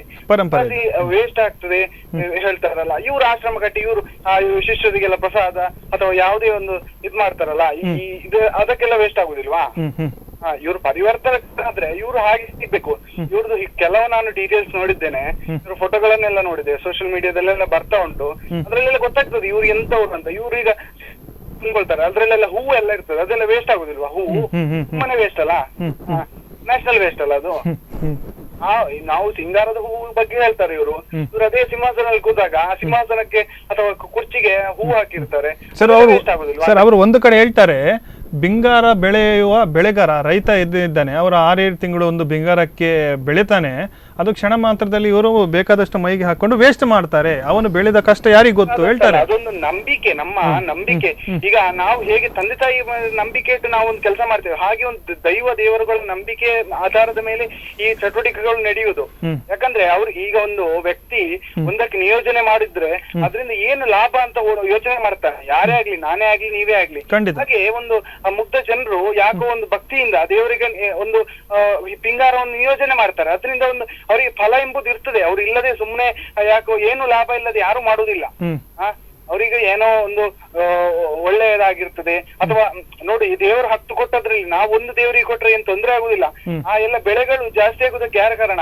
ಇವರು ಯಾವುದೇ ನಾವು ಫರ್ಟಿಲೈಸರ್ಸ್ ಯಾವುದೇ ಹಾಕಿದ್ರು, ಮಳೆ ಬೆಳೆ ಇದೆಲ್ಲ ಒಳ್ಳೇದಾದ್ರೆ ಮಾತ್ರ ನಮ್ಗೆ ಎಲ್ಲ ಲಾಭ, ಹೌದಲ್ವಾ? ಈ ಮಳೆ ಬೆಳೆ ಎಲ್ಲ ಆಗ್ಬೇಕಾದ್ರೆ ಏನಾಗ್ಬೇಕು? ನಮ್ಮ ಆಚರಣೆಗಳು, ನಮ್ಮ ಸಂಸ್ಕೃತಿಗಳನ್ನ ನಾವು ಉಳಿಸ್ಬೇಕು. ಹೀಗೆ ಮಾತಾಡ್ತಾ ಹೋದ್ರೆ ತುಂಬಾ ಉಂಟು. ಹೀಗೆ ನಾವು ಹೇಳ್ತಾ ಹೋದ್ರೆ ತುಳುನಾಡಿನಲ್ಲಿ ಅವರಿಗೆ ತುಳುನಾಡಿನ ಬಗ್ಗೆ ಏನಂತ ಗೊತ್ತಿಲ್ವಾ ಅಂತ ನಂಗೆ ಗೊತ್ತಿಲ್ಲ. ಆದ್ರೆ ಪರಶುರಾಮ ಸೃಷ್ಟಿಯಲ್ಲಿ ಅದರದ್ದೇ ಆದಂತಹ ನಂಬಿಕೆ, ಅದರದಂತಹ ಆಧಾರ ಮಾತಾಡ್ಲಿಕ್ಕೆ ಆಗುದಿಲ್ಲ. ಏನ್ ಹೇಳ್ತೀರಿ? ಖಂಡಿತ ಸರ್. ಓಕೆ, ಕರೆ ಮಾಡಿದ್ದಕ್ಕೆ ಧನ್ಯವಾದ ಸರ್. Thank you sir. ಒಳ್ಳೇದು ಮಾತಾಡಿದಾರೆ. ಯಾಕಂತ ಹೇಳಿದ್ರೆ ಅವರು ಕೂಡ ತುಳುನಾಡಿನ ಬಗ್ಗೆ ಸ್ವಲ್ಪ ಅಭ್ಯಾಸ ಮಾಡಿದ್ದಾರೆ. ಹಾಗಾಗಿ ನಾವು ತುಳುನಾಡಿನ ಬಗ್ಗೆ ಮಾತಾಡುವ ಮುಂಚೆ ನಮ್ಮ ಸಂಸ್ಕೃತಿಯನ್ನು ನಾವು ಅಭ್ಯಾಸ ಮಾಡಬೇಕು, ಅಥವಾ ಹಿರಿಯರ ಹತ್ರ ನಾವು ಕೇಳ್ಕೊಳ್ಬೇಕು. ಇರ್ಬೋದು ಅವರು ಹೇಳಿದ್ದು ದೇವರಿಗೆ ಒಂದು ನಾಗನಿಗೆ ಒಂದು ಪಿಂಗಾರ ಅರ್ಪಿಸುದು ಅವನಿಗೆ ಒಂದು ಹೌದು, ಅವನಿಗೆ ಖುಷಿ, ಅದು ಅವನ ಮನಸ್ಸು, ಅದಕ್ಕೊಂದು ಬಹಳಷ್ಟು ಹಿನ್ನೆಲೆ ಇದಕ್ಕೆ ಅರ್ಥ ಇದೆ. ಹೇಳಿದ್ರೆ ನಾವು ಹಿಂಗಾರವನ್ನು ನಾವು ಗಮನಿಸುವುದಾದ್ರೆ ನಾಗನಿಗೆ ಒಂದು ಅತಿ ಶ್ರೇಷ್ಠ ಮತ್ತೆ ಪವಿತ್ರವಾದ ಇಷ್ಟವಾದಂತದ್ದು ಒಂದು ಬಿಂಗಾರ ಕೂಡ ಒಂದು ಅದರಲ್ಲಿ. ಹೌದು, ನಾಗ ಯಾರುದು ನಮ್ಮ ಸಂತಾನದ ದೈವ ಅಂತ, ನಾವು ದೇವರು ಅಂತ ನಾಗನ ನಾವು ಆರಾಧಿಸ್ತೀವಿ. ಮತ್ತೆ ನಾಗಮಂಡಲ ಮಾಡಿದಾಗ ಸಂತಾನ ಇಲ್ಲದವರಿಗೆ ಸಂತಾನ ಆದದ್ದು ಬಹಳಷ್ಟು ಉದಾಹರಣೆ ಇದೆ. ನಮ್ಮ ಕುಟುಂಬದಲ್ಲೇ ಇದೆ. ನಮ್ಮ ತಾಯಿಯ ಅಜ್ಜ ನಾಗಮಂಡಲ ಮಾಡಿದ ಮೇಲೆನೆ ನಮ್ಮಲ್ಲಿ ಗಂಡು ಸಂತಾನ ಆಯ್ತಂತೆ. ಹಾಗೆ ಆದರೆ ಅಲ್ಲಿ ಮಾಡುವಾಗ ಅಷ್ಟು ನಿಷ್ಠೆ ಭಕ್ತಿ ಶ್ರದ್ಧೆ ಇತ್ತು. ಈಗ ಅದು ಕಡಿಮೆ ಆಗಿರ್ಬೋದು, ಈಗ ಆಡಂಬರ ಸ್ವಲ್ಪ ಜಾಸ್ತಿ ಆಗಿರ್ಬೋದು. ನೀವು ದೈವಾರಾಧನೆಯಲ್ಲೂ ಕೂಡ ಆಗ ಅವರು ಹೇಳಿದ್ರು, ಹೌದು ಸ್ವಲ್ಪ ಆಡಂಬರ ಜಾಸ್ತಿ ಆಗಿದೆ, ಅದೊಂದು ಕೆಲವು ಕಟ್ಟಿದೆ, ನಿಮಗೆ ತೆಂಬೆರೆ ಮತ್ತೆ ಪಾಡ್ದನ ಹೇಳ್ಬೇಕಂತ ಇದೆ. ಈಗ ಅದು ಎಲ್ಲಿ ಹೇಳುವುದೇ ಇಲ್ಲ ಈಗ, ಯಾಕಂತ ಹೇಳಿದ್ರೆ ಕುಣಿತ. ಸರ್ ಒಂದು ಕರೆ ಇದೆ. ಹಲೋ ಸರ್, ನಮಸ್ತೆ, ತಮ್ಮ ಹೆಸರು? ರಾಜೇಶ್ ಅವರೇ ನಮಸ್ತೆ. ಹೇಳಿ ರಾಜೇಶ್, ಏನ್ ಹೇಳ್ತೀರಾ? ಖಂಡಿತ. ದಯಾನಂದ್ ಇವರಿಗೆಲ್ಲ ಹಿಂದೂ ಸಂಸ್ಕೃತಿಯ ದೇವರ ಬಗ್ಗೆ ಮಾತ್ರ ಟೀಕೆ ಮಾಡ್ಲಿಕ್ಕೆ ಆಗುದು. ಬೇರೆ ಇವರು ತಾಕತ್ತಿದ್ರೆ ಸಂಸ್ಕೃತಿಗೆ ಹುಟ್ಟಿದ್ರೆ ಇತರರನ್ನು ಅದನ್ನು ಟೀಕೆ ಮಾಡಬೇಕು. ತಾಕತ್ತಿದ್ರೆ ಹಿಂದೆ ಕಾಲಿ ಹಿಂದೂ ಇವರಿಗೆಲ್ಲರಿಗೂ ನಾವು ಗಟ್ಟಿಯಾಗಿ ಸಿಕ್ಕಿದ್ದೇವೆ. ತುಳುನಾಡಿನಲ್ಲಿ ಎಷ್ಟು ಬಗೆಯ ದೇವತೆಗಳು ಇದ್ದಾರೆ. ಈ ನಾಗರಾಜನ ದೂಷಣೆ ಮಾಡುದು, ಯೋಗವನ್ನು ದೂಷಣೆ ಮಾಡುದು, ಮಂಜೂರಿಯನ್ನು ದೂಷಣೆ ಮಾಡಬಹುದು. ಇವರು ಇಷ್ಟೊಳಗೆ ಧರ್ಮಸ್ಥಳಕ್ಕೆ ಹೋಗಿದ್ದಾರೆ ಏನೋ. ಒಮ್ಮೆ ಹೋಗಿ ಧರ್ಮಸ್ಥಳ ಅಣ್ಣ ಪಂಜುರ್ಲಿ ಹತ್ರ ಹೋಗಿ ಬರುದು ಒಳ್ಳೆಯದು. ಅವನಿಗೆ ಅಂತವನಿಗೆ ಯಾಕೆ ಆಶ್ರಮ, ಅವನಿಗೆ ಫಾರ್ಮ್ ಹೌಸ್ ಯಾಕೆ? ಅವನು ಸತ್ಕರ್ಮ ಅವ ಅಷ್ಟೇ ಜನಸೇವೆ ಮಾಡುವಂತದ್ದಿದ್ರೆ ರಸ್ತೆಗೆ ಬಂದು ನಿಂತು ಎಲ್ಲವನ್ನು ಬಿಟ್ಟು ಅವನು ಕಾಲಿಗೆ ಹಾಕಿ ಸನ್ಯಾಸಿ ಹಾಕಿ ಅವನು ಅದನ್ನು ಧರ್ಮ ರಕ್ಷಣೆ ಮಾಡಬೇಕು. ಟೀಕೆ ಮಾಡುವುದು, ತಿಳಿದು ಟೀಕೆ ಮಾಡಬೇಕು. ಹಿಂದೂಗಳು ಎಷ್ಟು ಸಾವಿರ ದೈವ ದೇವರಿದ್ದಾರೆ, ಒಂದೊಂದು ದೈವ ದೇವರು ಮಟ್ಟಕ್ಕೆ ಒಂದೊಂದಿದೆ. ಅದೇ ಕೋಳಿ ಬಲಿ ಕೊಡ್ತಾರಂತೆ, ಅದೆಷ್ಟೋ ಸಾವಿರ ವರ್ಷದಿಂದ ಅದು ನಡ್ಕೊಂಡು ಬಂದಿದೆ. ಅದನ್ನೀಗ ನಾವು ಮನಸ್ಸಿಟ್ಟು ಕೊಡುವಂತದ್ದಲ್ಲ. ಆದ್ರೆ ಹಿಂದಿನ ಪದ್ಧತಿಯಿಂದ ನಾವೀಗ 3 ತಲೆಮಾರು ನೋಡಿದ್ದೇವೆ, 4 ತಲೆಮಾರು ನೋಡಿದ್ದೇವೆ, ಮುಂಚಿನ ತಲೆಮಾರು ನೋಡ್ಲಿಲ್ಲ ನಾವು. ಖಂಡಿತ ಅದು ಏನ್ ಮಾಡಿದಾರೋ ನಮ್ಗೆ ಗೊತ್ತಿಲ್ಲ. ಅವರು ಏನ್ ಫಾಲೋ ಮಾಡ್ಕೊಂಡ್ ಬಂದಾರೆ, ಅದೇ ನಮ್ಗೆ ಹಿರಿಯರು ಏನು ಹೇಳಿಕೊಟ್ಟಿದ್ದಾರೆ ಅದನ್ನು ನಾವು ಪಾಲಿಸ್ಕೊಂಡು ಬರ್ತಾ ಇದ್ದೀವಿ. ನಾವು ಮಕ್ಕಳೆಲ್ಲ ನೋಡಿದ್ದೇವೆ, ಈಗ ನಾವು ಮಾಡ್ತಾ ಇದ್ದೇವೆ, ನಮ್ಮ ಮಕ್ಕಳು ನಾವು ನೋಡ್ತಾರೆ. ಇವರು ಟೀಕೆ ಮಾಡೋದಿದೆ, ಒಂದು ಧರ್ಮವನ್ನು ಟೀಕೆ ಮಾಡಬಾರ್ದು. ತಾಕತ್ತಿದ್ರೆ ಎಲ್ಲಾ ಧರ್ಮದ ಟೀಕೆ ಉಂಟು. ನಮ್ಮ ಹಿಂದೂ ಧರ್ಮದಲ್ಲಿ ಮಾತ್ರ ಅಲ್ಲ, ಎಲ್ಲಾ ಧರ್ಮದಲ್ಲಿ ಹೇಳ್ತೇವೆ. ನಾನು ಅದನ್ನು ಟೀಕೆ ಮಾಡ್ಬೇಕಂತ ನಾ ಹೇಳುದು, ಇತರದನ್ನು ಟೀಕೆ ಮಾಡ್ಬೇಕಂತ ಹೇಳುದು ಅದು ತಪ್ಪು. ಆದ್ರೆ ಅವನಿಗೆ ತಾಕತ್ತಿದ್ರೆ ಅದನ್ನು ಟೀಕೆ ಮಾಡ್ಬೇಕು ಅಂತ ಆಗುತ್ತಿದೆ. ಆದ್ರಿಂದ ಇದು ಸರಿಯಲ್ಲ. ಹಿಂದೂಗಳ ಮನಸ್ಸಿಗೆ ಭಾವನೆಗೆ ಧಕ್ಕೆ ಮಾಡುವಂತ ವಿಚಾರ ಅದು ಅವನೊಬ್ಬ ಹಿಂದೂ, ಅವರು ಕ್ರಿಶ್ಚಿಯನ ಮುಸ್ಲಿಂ ಇತರ ಯಾವ್ದು ಜಾತಿ ಹಾಕಿದ್ರೆ ನಾವು ಅದನ್ನ ಅಷ್ಟು ಪರಿಗಣಿಸುದಿಲ್ಲ, ಅದನ್ನು ತಗೊಳ್ಳೋದಿರ್ತಾರೆ. ಅವನೊಬ್ಬ ಹಿಂದೂ ಆಗಿ ಆ ತರ ಮಾತಾಡಬಾರ್ದಿತ್ತು ಅಂತ ನಮ್ದೊಂದು ಅನಿಸಿಕೆ. ನಮ್ಮ ಎಲ್ಲ ದಕ್ಷಿಣ ಹಿಂದೂ ತುಳು ಸಂಸ್ಕೃತಿಯಲ್ಲಿ ದಕ್ಷಿಣ ಕನ್ನಡ ಜಿಲ್ಲೆ, ಉಡುಪಿ ಜಿಲ್ಲೆ ಎಷ್ಟು ಜನ ಆರಾಧನೆ ಮಾಡ್ತಾ ಇದ್ದಾರೆ, ಇದೆಲ್ಲ ಅವನಿಗೆ ಶಾಪನೇ. Okay sir, okay thank you Rajesh ಅವರು, ಥ್ಯಾಂಕ್ ಯು. ಒಳ್ಳೆದಾಗಿ ರಾಜೇಶ್ ಅವರು ಒಳ್ಳೆ ಮಾತನಾಡಿದ್ರು. ಸರಿ, ಅಂದ್ರೆ ಅದು ಹೇಳಿದಾಗೆ ಅವರಿಗೆ ಅದರ ಬಗ್ಗೆ ಗೊತ್ತಿಲ್ಲದಿದ್ದಾಗ ಏನಾಗ್ಬೇಕಂತ ಹೇಳಿದ್ರೆ ಅವರು ಅದರ ಸಾಕಷ್ಟು ಅಭ್ಯಾಸ ಮಾಡಬೇಕಾಗುತ್ತೆ. ಅಂದ್ರೆ ಬೇರೆಯವರ ಭಾವನೆಗಳಿಗೆ ಧಕ್ಕೆ ಮಾಡುವ ರೀತಿಯಲ್ಲಿ ಮಾತಾಡಬಾರದು. ಮತ್ತೆ ತುಳು ಸಂಸ್ಕೃತಿಯ ಬಗ್ಗೆ ತಿಳ್ಕೊಳ್ಳಿಕ್ಕೆ ತಿಳ್ಕೊಳ್ಳಿಕ್ಕೆ ನಾವು 10% ನಾವು ತಿಳ್ಕೊಂಡಿಲ್ಲ. ಅದು ಕೂಡ ಒಂದು ಹಿಂದೂ ಆಗಿ ಇವಾಗ ನಮ್ಮನ್ನು ದೂಷಣೆ ಮಾಡುವಂಥದ್ದು, ಅದು ಈಗ ಬುದ್ಧಿಜೀವಿಗಳಂತ ಒಂದು ಹೆಸರು ಬರಬೇಕಾದ್ರೆ ಅದು ಮಾಮೂಲಿ ಆಗಿದೆ. ನೀವು ಬೇರೆ ನೋಡಿದ್ರೆ ಅವರು ಬೇರೆಯವರನ್ನು ಏನಂದ್ರೆ ನಾವು ಒಂದು ಬಿಟ್ಟಿವಿದ್ದಾಗೆ ನಮ್ಮ ಬಗ್ಗೆ ಮಾತಾಡಿದ್ರೆ ನಾವು ಸುಮ್ಮನೆ ಇರ್ತೀವಿ. ಬೇರೆ ರೀತಿಯಲ್ಲಿ ಮಾತಾಡ್ತಾರೆ, ಅದೊಂದು ಇಶ್ಯೂ ಮಾಡಿ ತನ್ನ ಜನ ಆಗ್ಲಿಕ್ಕೆ ನೋಡ್ತಾರೆ, ಗೊತ್ತಿಲ್ಲ. ಆದರೆ ಏನು ವಿನಯ ಗುರೂಜಿ ಮಾತಾಡಿದ್ದಾರೆ, ವಿನಯ ಗುರೂಜಿ ಬಗ್ಗೆ ಬಹಳಷ್ಟು ಹೆಸರಿದೆ. ನಾನಂತೂ ನೋಡಿಲ್ಲ. ಅವಳಿಗೆ ಬಹಳ ಗೌರವ ಇದೆ ಅಂತ ಹೇಳ್ತಾರೆ, ಹೆಸರಿದೆ ಅಂತ ಹೇಳ್ತಾರೆ. ಅವರು ನಾನು ಒಂದು ಕಡೆ ದೇವಮಾನವ ಅಂತ ಹೇಳಿಕೊಳ್ತಾರೆ, ಮತ್ತೊಂದು ಹೇಳ್ತಾರೆ ಅಲ್ಲಿ ನೀವು ನಮಸ್ಕಾರ ಮಾಡಬೇಡಿ ಎಲ್ರಿಗೂ ಅಂತ ಹೇಳ್ತಾರೆ. ನಮಸ್ಕಾರ ಯಾಕೆ ಮಾಡಬೇಕು? ಎಲ್ರಿಗೂ ಯಾರು ಮಾಡೋದಿಲ್ಲ. ಅಂತ ಭಾವನೆ ಬಂದಾಗ ಮಾತ್ರ ನಮಸ್ಕಾರ ಮಾಡ್ತೀವಿ. ನಮ್ಮಲ್ಲಿ ಒಂದು ಒಳ್ಳೆಯ ಸಂಸ್ಕೃತಿ ಇದೆ, ಹಿರಿಯರಿಗೆ ನಾವು ಬಗ್ಗೆ ನಮಸ್ಕಾರ ಮಾಡಲೇಬೇಕು. ಅದನ್ನು ನಮಸ್ಕಾರನೇ ಮಾಡಬೇಡಿ ಅಂತ ಹೇಳುವ ಅದು ಗೌರವ ಕೊಡುವಂತ ಒಂದು ಕ್ರಮ. ಹಾಗಾಗಿ ಅವರು ಮಾತಾಡುವಂತ ರೀತಿ ಉಂಟಲ್ಲ, ಖಂಡಿತವಾಗಿಯೂ ನಮಗೆ ಬೇಸರ ತಂದ ರೀತಿಯಲ್ಲಿ ಮಾತಾಡಿದ್ದಾರೆ. ಸರ್ ನಮಸ್ತೆ, ತಮ್ಮ ಹೆಸರು? ನಮ್ಮ ಹೆಸರು ಗೋಪಾಲ್ ಶೆಟ್ಟಿ. ಗೋಪಾಲ್ ಶೆಟ್ಟಿ, ಹೇಳಿ, ಏನ್ ಹೇಳ್ತೀರಾ? ನಮ್ದು ಹೇಳುದಂದ್ರೆ ಅವರು ಸ್ವಾಮೀಜಿ ಚಿಕ್ಕಮಂಗ್ಳೂರಲ್ಲಿ ಹೇಳಿದ್ರಲ್ಲಿ ಏನ್ ತಪ್ಪಿಲ್ಲ. ಯಾಕೆ ಗೊತ್ತುಂಟಾ? ಇಲ್ಲಿ ಸುರತ್ಕಲ್ಗೇರಿಯಲ್ಲಿ ನಾಗಮಂಡಲ ಆಗಿತ್ತು. ಈ ನಾಗಮಂಡಲದಲ್ಲಿ ಇಬ್ರಿಬ್ರು ಪಾತ್ರಿ ಅಪ್ಪ ಮಗ ಅಂತ ಬೆಳಿಗ್ಗೆವರೆಗೆ ದರ್ಶನ ಮಾಡಿದ್ದಾರೆ. ಆ ಚಿಕ್ಕ ಮಗವನ್ನು ದರ್ಶನ ಮಾಡುವುದು ಯಾವುದರಲ್ಲಿ ನಿಯಮದಲ್ಲಿ ಉಂಟಾ? ಅದು ಅಲ್ಲದೆ ಅರ್ಧದಲ್ಲಿ ಒಂದು ಮೂತ್ರ ಬಂತು ಅಂತ ಓಡಿ ಹೋಗಿ ತಿರ್ಗಾ ಬಂದು ದರ್ಶನಕ್ಕೆ ನಿಲ್ಲಿಸಿದ್ದಾರೆ. ಇದು ಯಾವ ನ್ಯಾಯ? ನಮ್ಮ ಸಂಸ್ಕೃತಿ ಹಾಗೆ ಉಂಟಾ? ಇನ್ನೊಂದು, ಜೀವಾರಾಧನೆ ಭೂತಾರಾಧನೆ ಕೋಳಿ ಕೊಡ್ತಾರೆ, ಬ್ರಾಹ್ಮಣರು ಸಸ್ಯಾಹಾರದಲ್ಲಿ ಮಾಡ್ತಾರೆ, ಶೆಟ್ರು ಅವರು ಕೋಳಿ ಕೊಡ್ತಾರೆ ಅಂತ ಹೇಳ್ತಾರೆ. ಅದು ಸರಿ ಹೇಗೆ ಗೊತ್ತುಂಟ? ನಮ್ಮ ಜಾಗದಲ್ಲಿ ಕೊಣಮಂತ, ಧೂಮಾವತಿ, ಕಲ್ಲುಟ್ಟಿ, ಅನ್ನ ಪಂಜುರ್ಲಿ, ಸಾರಳಬಟ್ಟೆ, ಧೂಮಾವತಿ, ಜಾರಂದ ಎಲ್ಲ ಉಂಟು. ಅಲ್ಲಿ ಬ್ರಾಹ್ಮಣರೇ ನಮ್ಗೆ ಇದು ದೇವಿಗೆ ಪಾಯಸ ಕೊಟ್ಟು ಅದನ್ನು ಪೂಜೆ ಮಾಡ್ತಾ ನಂಬ್ಕೊಂಡು ಬಂದಿದ್ದೇವೆ ನಾವು. ಅದು ತಪ್ಪು ಏನಲ್ಲ ಅವ್ರು ಹೇಳಿದ್ದು. ಇನ್ನೊಂದೇನು ಗೊತ್ತುಂಟ? ನಿನ್ನೆ ಒಂದು ಈ ಸತೀಶ್ ಪಟ್ಲರ್ ಅವ್ರದ್ದು ಯಕ್ಷಗಾನದ ಒಂದು ಇಲ್ಲಿ ಅಗ್ಯಾರಿನಲ್ಲಿ ಫಂಕ್ಷನ್ ಆಯ್ತು ನಿನ್ನೆ. ಅದೇ ಒಂದು ನಮ್ಮ ಗುಡ್ಲದಲ್ಲಿ, ಅದೇ ನೀವು ನೋಡಿ ಅದನ್ನು ಬೇಕಾದ್ರೆ. ಈ ಸರಪಾಡಿ ಅಶೋಕ್ ಶೆಟ್ಟಿ ಮತ್ತೆ ನಮ್ಮ ಸೀತಾರಾಮ್ ಕುಮಾರ್ ಕಟೀಲು ಅವರು ಯಾವ ರೀತಿಯಲ್ಲಿ ಮಾತಾಡಿದ್ದಾರೆ, ಯಾವ ರಾಜಕೀಯವನ್ನು ಬಳಸಿದ್ದಾರೆ, ಏನು ಅಂತ ಅದರಲ್ಲಿ ನೋಡಿ. ಆ ಸಂಸ್ಕೃತಿಯಲ್ಲಿ ಆ ಯಕ್ಷಗಾನವು ಒಂದು ಸಂಸ್ಕೃತಿ ನಮ್ದೆ, ಅದನ್ನ ಹಾಗೆ ಮಾಡಬಾರ್ದು. ನಮ್ಮ ಹಿಂದೂಗಳು ನಮ್ಮನ್ನೇ ನಾವು ಈಗ ಮಾಡ್ಕೊಂಡು ಹೋದ್ರೆ ಬೇರೆ ಧರ್ಮದವರು ಯಾವ ರೀತಿಯಲ್ಲಿ ನಮ್ಮನ್ನು ಇದು ಮಾಡ್ತಾರೆ ಅವರು. ಅದರಿಂದ ಯಾವ ಕಾರಣಕ್ಕೂ ಅವ್ರಿಗೆ ಹೇಳಿದ್ದು ತಪ್ಪು ಅಂತ ಅನಿಸುವುದಿಲ್ಲ. ನಮ್ಮ ಧರ್ಮದ ಬಗ್ಗೆ ನಮ್ಗೆನೆ ನಂಬಿಕೆ ಹೊರಟು ಹೋಗಿದೆ, ನಾವು ಮಾಡುವಂತ ಒಂದು ಕೆಲಸಗಳಲ್ಲಿ ಅಧರ್ಮ ಆಗ್ತಿದೆ ಅಂತ ಹೇಳುತ್ತವ್ರು. ನಮಗೆ ನಂಬಿಕೆನೇ ಇಲ್ಲ ಅಂತ ಆಗಿದೆ. ಮಾಡಿದ್ದಾರು ನಾವೇ ಮಾಡಿದ್ದಲ್ವ ಅದನ್ನು. ಆ ತರಲ್ಲಿ ಮಾಡಬಾರ್ದು ಅಂತ ನಂದೊಂದು ವಿಜ್ಞಾಪನೆ. ನಾವು ಎಲ್ಲಿಯೇ ಆಗ್ಲಿ ರಾಜಕೀಯವನ್ನು ಬಳಸ್ಕೊಡ್ಬಾರ್ದು, ಇವರನ್ನು ಮಾಡ್ಕೊಂಡ್ಬಾರ್ದು, ಯಾವುದೇ ಆಗ್ಲಿ. ನಾವೀಗ ನೋಡಿ ಈ ದೇವರಿಗೆ ಈ ಮೊದಲಿದ್ದದ್ದು ಕಬ್ಬಿಣದ್ದು ಕರ್ಸಾಲೆ, ಈಗ ಬಂದಿದೆ ಬಂಗಾರದ್ದು, ಬೆಳ್ಳಿದು ಮುಗ, ಬೆಳ್ಳಿದು ಹಣ್ಣಿ, ಬಂಗಾರದ ಹಣ್ಣಿ ಎಲ್ಲ ಬಂದು ಬಿಟ್ಟಿದೆ. ಅದು ಯಾವ ನಿಯಮದಲ್ಲಿ ಉಂಟು? ಬಬ್ಬರಿಯನನ್ನು ಕಾಲುಗಡಿಯುವಾಗ ಬಬ್ಬು ಸ್ವಾಮಿಗೆ ಕಟ್ಟು ಮಾಡಿದ್ದೇ ಕಬ್ಬಿಣದ ಕರ್ಸಲೆಯಲ್ಲಿ, ಬಂಗಾರದ ಕರ್ಸಲೆಯಲ್ಲಿ ಕಟ್ಟು ಮಾಡ್ಲಿಲ್ಲ. ಅದು ಯಾವ ರೀತಿಯಲ್ಲಿ ಅದನ್ನು ಆಡಂಬರ ಅಂತಲ್ಲ ಅವ್ರು ಹೇಳುದು. ಅವ್ರು ಹೇಳು ತಪ್ಪ ಅದರಲ್ಲಿ. ನನ್ಗೆ ಅದೇ ಇದಾಗುದು. ಈ ಬಡವರಿಗೆಲ್ಲ ಈ ಮೋಸ ಮಾಡಿ ಎಲ್ಲ ಇದು ಮಾಡಿ ಮಾಡುವವರೇ ನಮ್ಮವರಾದ್ರೆ ಇನ್ನು ಮುಂದಕ್ಕೆ ಯಾವ ರೀತಿಯಲ್ಲಿ ನಾವು ಧಾರ್ಮಿಕ ಭಾವನೆಗೆ ಧಕ್ಕೆ ಬರುದಿಲ್ಲ. ಅದನ್ನು ಇವರಿಗೆ ನಮ್ಮವರೇ ಮಾಡಿದ್ರೆ ಬೇರೆ ಜಾತಿಯವರನ್ನು ನಾವು ಯಾಕೆ ದೂಷಿಸಬೇಕು? ಬೇರೆ ಜಾತಿಯವ್ರದ್ದು ಬೇಡ, ನಮ್ಮ ಧರ್ಮವನ್ನೇ ನಾವು ಮಾಡಿಸ್ಕೊಂಡು ಹೋಗುವ. ಬೇರೆ ಧರ್ಮವರಿಗೆ ಅವ್ರು ಮಾಡ್ಲಿ, ಹೀಗೆ ಮಾಡ್ಲಿ ಅಂತ ನಮ್ಮವರು ಹೇಳ್ತಾರೆ. ಆದ್ರೆ ಅದು ತಪ್ಪು. ಬೇರೆದವರಿಗೆ ಅವ್ರು ಹೇಳಲಿಲ್ಲ. ಅವರೊಂದು ಸ್ವಾಮೀಜಿ ಗುರುಜಿ, ಈಗ ಸ್ವಾಮೀಜಿ ಅವರು ಇದ್ದಾರೆ, ಎಷ್ಟೋ ಜನ ಇದ್ದಾರೆ. ಅವರು ರಾಜಕೀಯಕ್ಕೆ ಹೋಗಿ ಅವರೋ ಏನೇನೋ ಮಾತಾಡಿ ಎಂತಂತೋ ಮಾತಾಡೋ ಇದ್ದಾರೆ. ನಮ್ಮ ಸ್ವಾಮಿ ಇಲ್ಲಿ ಅವರು ಇದ್ದಾರೆ, ಮಂಗಳೂರಿನವರು ಇದ್ದಾರೆ, ನಾವು ನೋಡಿದ್ದೇವೆ. ನಾನು ಒಬ್ಬ ದೈವ ಭಕ್ತನೇ. ನನ್ನ ಮನೆಯಲ್ಲಿಯೂ 5-6 ರಾಜನ್ ದೈವಗಳು ನನ್ನ ಮನೆಯಲ್ಲಿ ಉಂಟು. ಎಲ್ಲ ನಮ್ಮ ಮನೆಯಲ್ಲಿ ಕಬ್ಬಿಣದ ಕರಸಾಲೆ, ಅದಕ್ಕೆ ಬಂಗಾರದ ಕರಸಾಲೆ, ಬೆಳ್ಳಿ ಕರಸಾಲೆ, ಬೆಳ್ಳಿ ಮುಖ, ಬಂಗಾರದ ಮುಖ ಅಂತ ಇಲ್ಲ. ಅದು ಯಾರಲ್ಲಿ ದುಡ್ಡು ಇರೋದು ಎಲ್ಲರೂ ಡೊನೇಷನ್ ಮಾಡ್ತಾರೆ. ನೀವು ಅಷ್ಟು ಕೊಡಿ, ಇಷ್ಟು. ದೇವರು ಕೇಳಲಿಲ್ಲ ನನಗೆ ಬಂಗಾರದ್ದು ಕೊಡಿ, ಬಂಗಾರದ್ದು ಕೊಡಿ, ನಾನಂತೂ ಏನು ಕೇಳಲಿಲ್ಲ. ಸರಿ ಸರಿ ಸರಿ ಗೋಪಾಲ್ ನಮ್ ಕಡೆನೊಂದು ದೇವಸ್ಥಾನ ಇತ್ತು. ಅವ್ರು ಕೇಳಿದ್ರು, ನಾನು ಬಬ್ಬರಿಯನ್ನ ಕಾಲ್ಗಡಿದದ್ದು ಕಬ್ಬಿಣದ ಕರಸಲೆಯಲ್ಲಿ, ಬಂಗಾರ ಕರಸಲೆಯಲ್ಲಿ, ನನಗೆ ಯಾಕೆ ಬಂಗಾರ ಕರಸಲೆ ಅಂತ ಒಂದು ಬಬ್ಬು ಕೇಳಿತ್ತಿಲ್ಲಿ. ಅವಾಗ ಯಾರು ಮಾತಾಡ್ಲಿಲ್ಲ ಅದಕ್ಕೆ. ಅದು ನಾವೇ ಎಲ್ಲ ಮಾಡ್ಕೊಂಡು ಬರುದು. ಅದೇ ದೈವ ಹಾಗೆ ಕೇಳಿದ್ದು, ನಾವ್ ಯಾಕೆ ಮಾಡಿದ್ದು ಅಂತ ಹೇಳಿದ್ವು. ಹೌದು, ಯಾಕೆ ದೈವ ಯಾವುದು ದೇವರುಗಳು ಕೇಳುದಿಲ್ಲ. ನನಗೆ ಕರ್ಸಲೆ ಕೊಡಿ, ಬಂಗಾರದು, ಬೆಳ್ಳಿದು ಮುಖ ಕೊಡಿ, ಬಂಗಾರದ ಮುಖ ಕೊಡಿ ಅಂತ ಯಾವ ದೇವರು ಹೇಳುದಿಲ್ಲ. ನಾವೇ ಮಾಡ್ಕೊಂಡು ಆಡಂಬರ ಕೊಡು. ಅದಕ್ಕಿಂತ ಬಡವರಿಗೆ ಸ್ವಲ್ಪ ದಾನ ಧರ್ಮ ಮಾಡ್ಲಿ. ಈಗ ನಾಗಮಂಡಲ ಅಂತ ಹೇಳಿದ್ರೆ ನಿಜವಾಗಿ ಆದರೆ ಯಾವ ಇದರಲ್ಲಿಯೂ ನಿಯಮದಲ್ಲಿ ನಾಗಮಂಡಲ ಅಂತ ಇಲ್ವೇ ಇಲ್ಲ.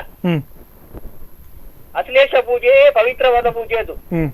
ಇದನ್ನೆಲ್ಲ ನಾವು ಮಾಡ್ಕೊಂಡು ಬಂದಿದ್ದು. ನಾಗಮಂಡಲ ಈ ಬ್ರಾಹ್ಮಣರಿಗೆ ದುಡ್ಡು ಮಾಡ್ಲಿಕ್ಕೆ, ಅದು ಮಾಡ್ಲಿಕ್ಕೆ, ಇದು ಮಾಡ್ಲಿಕ್ಕೆ ಅಂತ ಎಲ್ಲ ಮಾಡ್ಕೊಂಡು ನಮ್ಮವರೇ ಅದನ್ನು ಆಡಂಬರವಾಗಿ ಮಾಡಿದ್ದು. ನಿಜವಾಗಿ ಆದ್ರೆ ಅಶ್ಲೇಷ ಪೂಜೆನೆ ಪವಿತ್ರವಾದ ನಾಗನಿಗೆ ಪೂಜೆ. ನಾಗಮಂಡಲ ಅಂತ ಯಾವ ಇದರಲ್ಲಿ ಇಲ್ಲ. ಬೇಕಾದ್ರೆ ಇನ್ನೆಲ್ಲಿ ನೀವು ತೆಗೆದು ನೋಡಿ. ಅದು ಎಲ್ಲ ನಮ್ಗೆ ಗಾಬರಿ ಮಾಡಿ ಹುಟ್ಟಿಸಿ ಹಾಗೆ ಹೀಗೆ ಅಂತ ಹೇಳಿದ್ದಾರೆ. ಸರಿ ಸರಿ ಸರಿ ಸರಿ ಓಕೆ ಗೋಪಾಲ್ ಶೆಟ್ಟರೆ, ಕರೆ ಮಾಡೋದಕ್ಕೆ ಧನ್ಯವಾದಗಳು. ಸಾಕಷ್ಟು ಒಳ್ಳೆಯ ಮಾಹಿತಿ ಒಳ್ಳೆ ಮಾಹಿತಿ. ದೈವಾರಾಧನೆ ಬಗ್ಗೆ ಹೇಳಿದಂಥ ಮಾಹಿತಿ ನನಗೆ ಬಹಳ ಇಷ್ಟ ಆಯ್ತು. ಯಾಕಂತ ಹೇಳಿದ್ರೆ ದೈವಕ್ಕೆ ಯಾವಾಗಲೂ ಚಿನ್ನ ಮತ್ತೆ ಬೆಳ್ಳಿ ಅಗತ್ಯನೇ ಇಲ್ಲ, ಅವರಿಗೆ ಕಂಚು ಮತ್ತೆ ಅದು ಪಂಚಲೋಹ. ಆಗ ನಾವೇನು ಮಾಡಿದೀವಿ, ನಮ್ಮ ಹತ್ರ ಹಣ ಆಗಿದೆ, ನಾವು ಅದಕ್ಕೆ ಹಣಿಯನ್ನು ಸಹ ಬಂಗಾರದ ಅಂದ್ರೆ ಅದು ಪ್ರಕೃತಿ ದತ್ತವಾಗಿ ನಾವು ಸಿರಿಯಲ್ಲಿ ಪೂಜೆ ಮಾಡ್ತಾ ಇದ್ವಿ. ಕೇಪಳದ ಹೂವು ದೈವಾರಾಧನೆಗೆ ಶ್ರೇಷ್ಠವಾದಬೇಕು. ಈಗ ಅದನ್ನು ನಾವು ಮಾಡ್ತಾನೆ ಇಲ್ಲ. ಅಂದ್ರೆ ಒಂದು ಅದಕ್ಕೆ ಈಗ ನುರಿತವರ ಹೇಳಿದಾದ್ರೆ ಅದೊಂದು 16 ಕಟ್ಟು ಅಂತ ಇದೆ ಒಂದು ದೈವದ. ಅದನ್ನು ಕೂಡ ಕೆಲವು ಕಡೆ ಆಗ್ತಾ ಇಲ್ಲ. ನಾನು ಹೇಳಿದೆ ತೆಂಬೆರೆಯನ್ನು ಬಾರಿಸುವುದೇ ಇಲ್ಲ, ಪಾಡ್ದನವನ್ನು ಹೇಳುವುದೇ ಇಲ್ಲ. ಪಾಡ್ದನ ಹೇಳದಿದ್ರೆ ದೈವ ಅಲ್ಲಿ ಹುಟ್ಟು ಬರುವುದಿಲ್ಲ ಅಂತ ನಾನು ಹಿರಿಯರು ಹೇಳಿದ್ದನ್ನು ಕೇಳಿದ್ದೀನಿ. ಹಾಗಾಗಿ ಅವರ ಮಾತನ್ನು ನಾನು ಅದಕ್ಕೆ ಪುಷ್ಟೀಕರಿಸ್ತೇನೆ. ಸರಿ, ಒಂದು ಚಿಕ್ಕ ವಿರಾಮ ತಗೊಳ್ಳೋಣ ವೀಕ್ಷಕರೇ. ಈ ವಿರಾಮದ ನಂತರ ಇನ್ನಷ್ಟು ವಿಷಯಗಳನ್ನು ಚರ್ಚೆ ವಿಶ್ಲೇಷಣೆ ಮಾಡುವ. ಮುಂಚಿನ ಆರಾಧನೆ ಹೇಗಿತ್ತು, ಆಚರಣೆಗಳು ಹೇಗೆ ನಡೀತಿದೆ, ಈಗ ಹೇಗೆ ನಡೀತಿದೆ, ಈಗ ಎಲ್ಲ ಬದಲಾವಣೆಗಳು ಹೇಗೆ ಇದೆ, ಇದೆಲ್ಲ ನಿಜಕ್ಕೂ ಬೇಕಾ, ಇದರ ಬಗ್ಗೆ ಎಲ್ಲ ಚರ್ಚೆಗಳನ್ನು ಮಾಡೋಣ ಒಂದು ಸಣ್ಣ ವಿರಾಮದ ನಂತರ.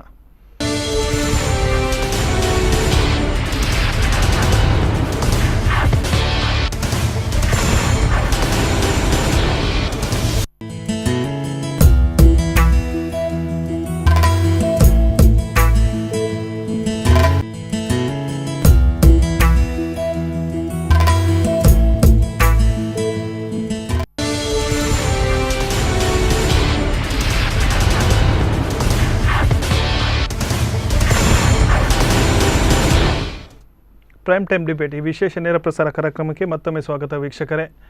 ವಿನಯ್ ಗುರೂಜಿ ಅವರು ನೀಡಿದಂಥ ಹೇಳಿಕೆ, ಅವರು ನೀಡಿದಂಥ ವಿವಾದ ಹೇಗೆಲ್ಲ ಆಗ್ತಾ ಇದೆ, ಹೇಗೆಲ್ಲ ಬದಲಾವಣೆ ಆಗ್ತಾ ಇದೆ, ಜನ ಇದಕ್ಕೆ ಹೇಗೆಲ್ಲ ತಿರಸ್ಕಾರ ಮಾಡ್ತಾ ಇದ್ದಾರೆ, ಅವರು ಹೇಳಿದಂಥ ಹೇಗೆ ಪರಾಮರ್ಶಿಕೊಳ್ತಿದ್ದಾರೆ ಅಂತ ನೋಡಿದ್ವಿ.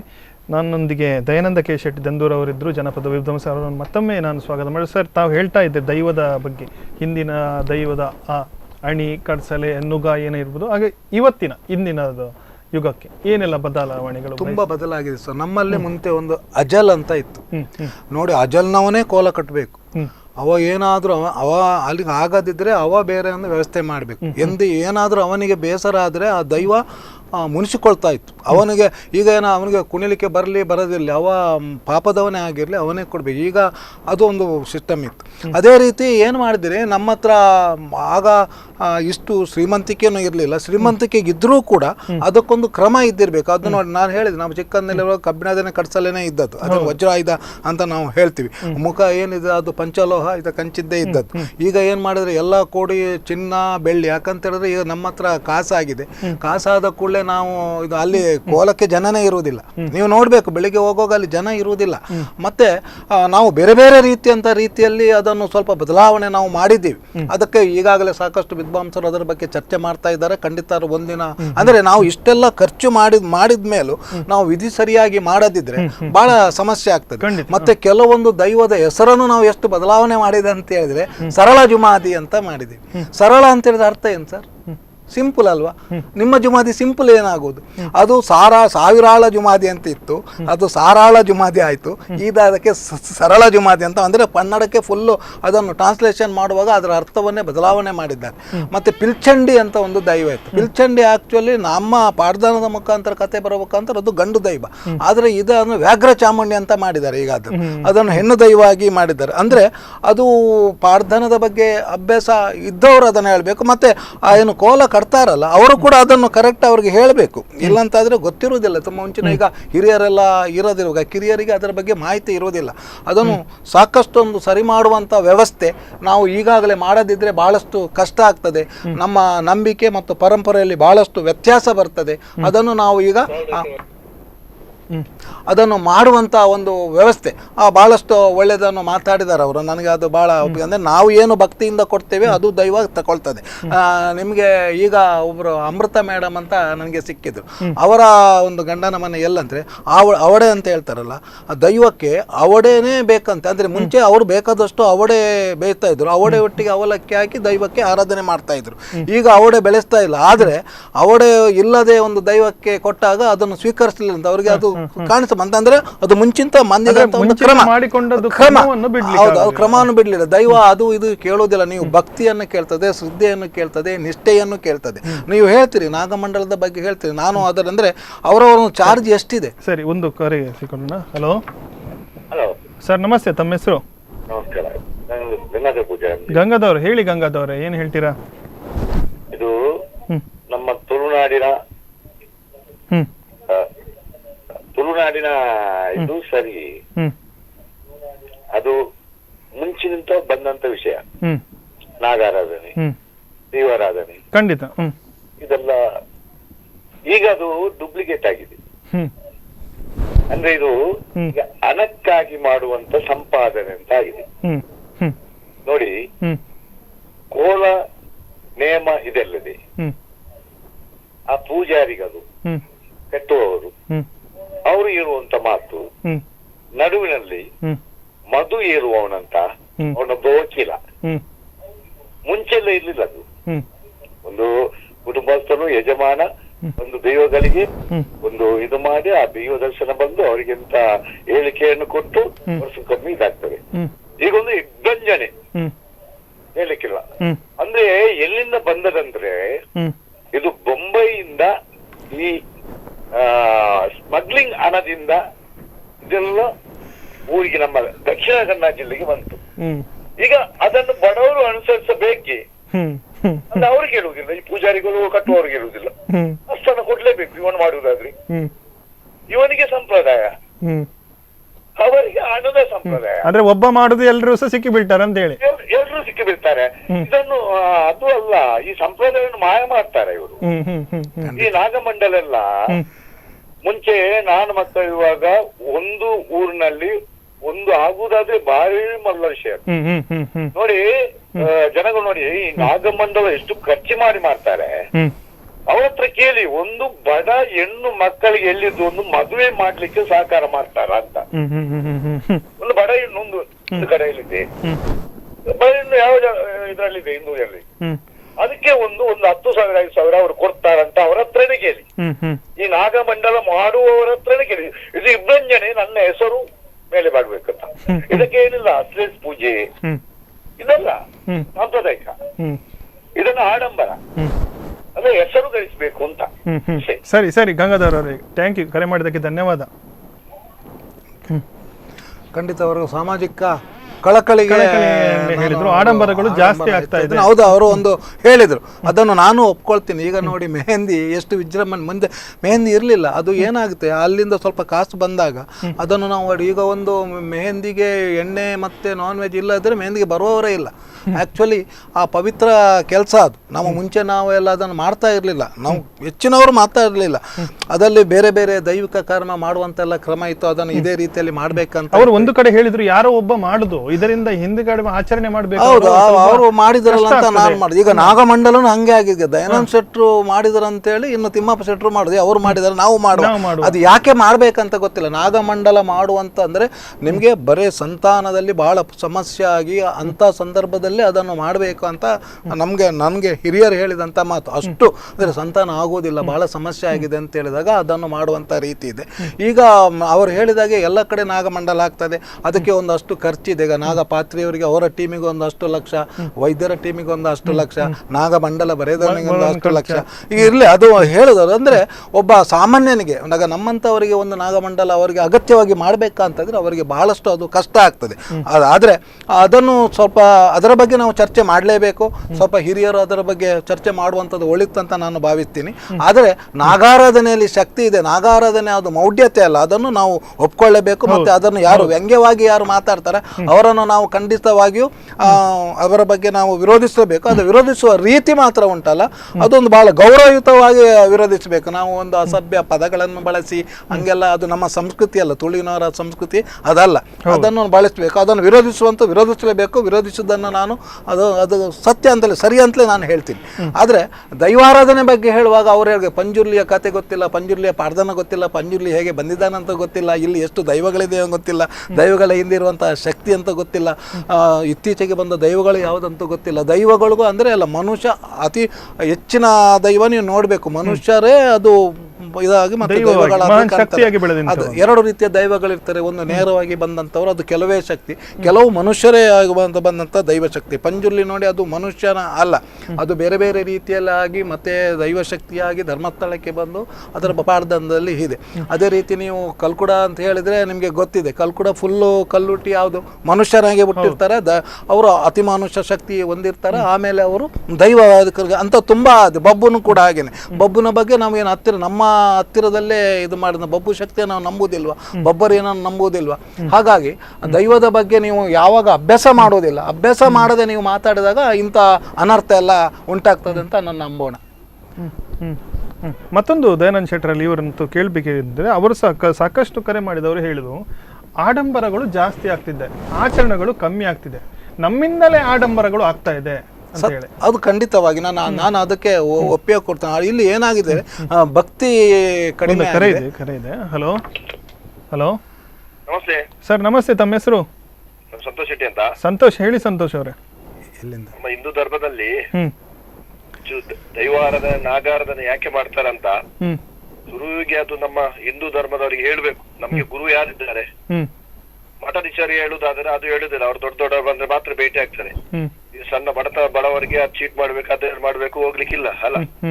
ಈಗ ದೇವಸ್ಥಾನದಲ್ಲಿ ಭಟ್ರಿದ್ದಾರೆ, ಅವ್ರು 10 ರೂಪಾಯಿ ಕೊಟ್ಟವರಿಗೆ ಎಲ್ಲ ಪ್ರಸಾರ ಕೊಡ್ತಾರೆ, ಮಾಡ್ತಾರೆ. ಬಡವರಿಗೆ ಈಗ ತೀರ್ಥ ಬಿಸಾಡ್ತಾರೆ. ಈಗ ದೈವಾರಾಧನೆ ಬಗ್ಗೆ ಇದರದ್ದು ಈಗ ಭಂಡಾರಿ ಡಾಕ್ಟರ್ ಇದ್ದಾರೆ ಎಲ್ಲಿ, ದೊಡ್ಡನಗುಡ್ಡೆಯಲ್ಲಿ. ಹೌದು, ಅಲ್ಲಿ 90% ಮಾನಸಿಕ ಹಿಂದೂ ಧರ್ಮದವರೇ ಇರುದು, ಕ್ರಿಶ್ಚಿಯನ್ ಇಲ್ಲ, ಮುಸ್ಲಿಂ ಇಲ್ಲ. ಯಾಕೆ ಅದು ಮಾನಸಿಕ ಕಿರುಬು, ದೇವರ ಬಗ್ಗೆ ಎದರುದು, ಅವರು ಮೇಯಲ್ಲಿ ಬಂದಾಗಿ ಮಾಡುದು, ಇದೆಲ್ಲ ಮಾನಸಿಕ ಬಾಧೆ. ಇದು ದೇವರ ಬರುದಲ್ಲ. ಆಕ್ಚುಲಿ ಅವರಿಗೆ ಹೆದರಿ ಅದರ ಬಗ್ಗೆ ಅವರೇ ಹೀಗೆ ಮಾಡಿ ಆಕ್ಟ್ ಮಾಡಿ ಹೇಳುದೆಲ್ಲ ಹಾಗೆ ಆಗಿದೆ ಹೀಗೆ ಆಗಿದೆಲ್ಲ. ಯಾಕೆ ಅಂದ್ರೆ ಇದನ್ನೆಲ್ಲ ಸರಿ ಮಾಡ್ಬೇಕು. ನಮ್ಮ ಹಿಂದುತ್ವದಲ್ಲಿ ಎಲ್ಲ ದೇವರ ಬಗ್ಗೆ ಹೆದರಿಸಿ ಇದು ಮಾಡೋದು. ದೇವರಂದ್ರೆ ಯಾರು, ದೈವ ಅಂದ್ರೆ ಯಾರು ಅಂದ್ರೆ ಅದು ಯಾಕೆ ಆರಾಧನೆ ಮಾಡಿದ್ರೆ, ಅದರಿಂದ ನಮ್ಮ ವೈಜ್ಞಾನಿಕ ಎಂತ ಉಂಟು ಅದನ್ನ ತಿಳಿಸಿ.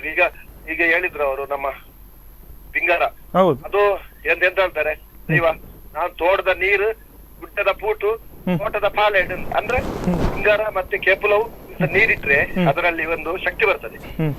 ಈಗ ನೋಡಿ ಬಾವಿಯಲ್ಲಿ ಇದು ನೀರು ಕೆಂಪು ಕಲರ್ ಇದ್ರೆ ಅದಕ್ಕೆ ಕೇಪುಳು ಹೂ ಹಾಕ್ತಾರೆ, ಹಾಗೆ ಅದು ಕ್ಲಿಯರ್ ಆಗ್ತದೆ. ಹಾಗೆ ನಮ್ಮ ಮನುಷ್ಯನಲ್ಲಿ ಶರೀರದಲ್ಲಿ ಅವರಿಗೆ ಶಕ್ತಿ ಬರ್ತದೆ. ಅದರಲ್ಲಿ ಕೆಮಿಕಲ್ ಎಲ್ಲ ವೈಜ್ಞಾನಿಕ ಸಹ ಉಂಟು, ಶಕ್ತಿ ಸಹ ಉಂಟು, ದೇವರ ಸಹ ಇದ್ದ ಅದೊಂದು ಎನರ್ಜಿ ಉಂಟು, ಖಂಡಿತ ಉಂಟು. ಇದನ್ನು ಕೆಲವರಿಗೆ ಪಾಪ ದೇವರಂತ ಮಾನಸಿಕ ಎಲ್ಲ ಆಗಿ ಮಾನಸಿಕ ನರನಾಡಿ ಎಲ್ಲ ಟೆನ್ಷನ್ ಆಗಿ ಬಿಡ್ತಾರೆ, ಡಿಪ್ರೆಷನ್ ಆಗ್ತಾರೆ. ಹಾಗೆ ಮಾಡುವ ಎದುರಿಸಬಾರ್ದು. ಇದರಿಂದ ನಮ್ಗೆ ಏನು ಅನುಕೂಲ, ಆಶ್ಲೇಷ ಬಲಿ ಅಂದ್ರೆ ಮಂಡಲ ಹಾಕ್ತಾರೆ, ಅದರಲ್ಲಿ ಅಕ್ಕಿ ಹಿಟ್ಟು ಮತ್ತೆ ಹಳದಿ ಪೌಡರ್, ಹಳದಿ ಅಂದ್ರೆ ಇದು ಅದೆಲ್ಲ ಹಾಕಿದ್ರೆ ಅದರಲ್ಲಿ ಆಂಟಿಬಯೋಟಿಕ್ ಎಲ್ಲ ಇದೆ. ಅದರ ಹಿಂದೆ ಕೂಡ ವೈಜ್ಞಾನಿಕವಾಗಿರುವಂತದ್ದು. ಸಿಂಗಾರದಲ್ಲಿ ಅದು ಇದುಂಟು, ಎಂತ ನಮಗೆ ಸಂತಾನ ಉತ್ಪತ್ತಿ ಆಗುವ ಹಾರ್ಮೋನ್ ಉತ್ಪತ್ತಿ ಆಗ್ತದೆ ಅದರಲ್ಲಿ, ಅದೆಲ್ಲ ಉಂಟು. ಅದು ದೈವಾರಾಧನದಲ್ಲಿ ಫಿಂಗರ್ ಇಡ್ತಾರೆ, ಮತ್ತೆ ನಾಗಾರಾಧನದಲ್ಲಿ ಒಂದು ನಾನು ಮಾಡುವಾಗ ಆಶ್ಚರ್ಯ ಇರ್ತಾರೆ. ಅದು ನಾಗಮಂಡಲದಲ್ಲಿ ಅದರ ಶಕ್ತಿ ಬರುದಂತಲ್ಲ. ನಾಗಮಂಡಲ ಅಂದ್ರೆ ನಿಮ್ಮಲ್ಲಿ ಹಣ ಇದ್ರೆ ದುಡ್ಡು ಮಾಡುವ ಖರ್ಚು ಮಾಡಿಸ್ತಾರೆ ಅಷ್ಟೇ, ಅವರಿಗೆ ಹಣ ಆಗ್ತಾರೆ. ಈಗ ಎಲ್ಲ ಕಮಿಷನ್ ಆಗಿದೆ ಎಲ್ಲ. ನೀವೊಂದು 100 ರೂಪಾಯಿ ಫಿಂಗರ್ ತರಿಸಿದ್ರು ನಿಮ್ಗೆ ಸಹ ಕಮಿಷನ್ ಅದರಲ್ಲಿ ಎಲ್ಲ ಆಗಿದೆ. ಓಕೆ ಸಂತೋಷ್ ಅವರೇ, ಸರಿ ಕರೆ ಮಾಡಿದಕ್ಕೆ ಧನ್ಯವಾದ. ನಾವು ಎಲ್ಲರಿಗೂ ಅದರ ಅನುಕೂಲತೆ ಆಗ್ಬೇಕು ಅಷ್ಟೇ. ಖಂಡಿತ ಸಂತೋಷ್, ಥ್ಯಾಂಕ್ ಯು. ಒಳ್ಳೆ ಮಾಹಿತಿಯನ್ನು ಕೊಟ್ಟಿದ್ದಾರೆ. ಅದೇ ಇದು ಆರಾಧನೆ ಎಂಬುದು ವ್ಯಾಪಾರ ಆಗಬಾರ್ದು. ಈಗ ವ್ಯಾಪಾರ ಆಗಿಯೇ ಅದು ಸಮಸ್ಯೆ. ಅದನ್ನೇ ಅವರು ಗುರೂಜಿ ಅವರು ಅದನ್ನು ಹೇಳಲಿಕ್ಕೆ ಅದನ್ನೇ ಹೊರಟಿರ್ಬಹುದು, ಆದ್ರೆ ಹೇಳಿದ ರೀತಿ ಸರಿಯಾಗಿಲ್ಲ. ಅದು ಏನೇ ಇರಲಿ, ಆದ್ರೆ ನಮ್ಮ ನಂಬಿಕೆ ವಿಷಯ ಬಂದಾಗ, ನಾಗಾರಾಧನೆ ವಿಷಯ ಬಂದಾಗ ನಾವು ಯಾವಾಗಲೂ ಹೇಳ್ತೀವಿ, ನಾಗನನ್ನು ಯಾರು ಕರೆಕ್ಟಾಗಿ ಪೂಜೆ ಮಾಡುವುದಿಲ್ವಾ ನಮ್ಮಲ್ಲಿ ಅವರಿಗೆ ಏಳಿಗೆ ಅಂತೂ ಇರುವುದೇ ಇಲ್ಲ. ಅದು ಎಲ್ಲಿಯಾದರೂ ಒಂದು ಮೂಲ ನಾಗ ಸಿಗದಿದ್ರೆ ಅವ್ರಿಗೆ ಎಷ್ಟು ಸಮಸ್ಯೆ ಆಗ್ತದೆ. ಅದು ಮೂಲ ನಾಗ ಏನಂತ ಅದರ ಹಿಂದಿನವ್ರು ಬರೆದಿಟ್ಟಿಲ್ಲ, ಅದು ನಮಗೆ ಸಮಸ್ಯೆ ಆಗಿದೆ.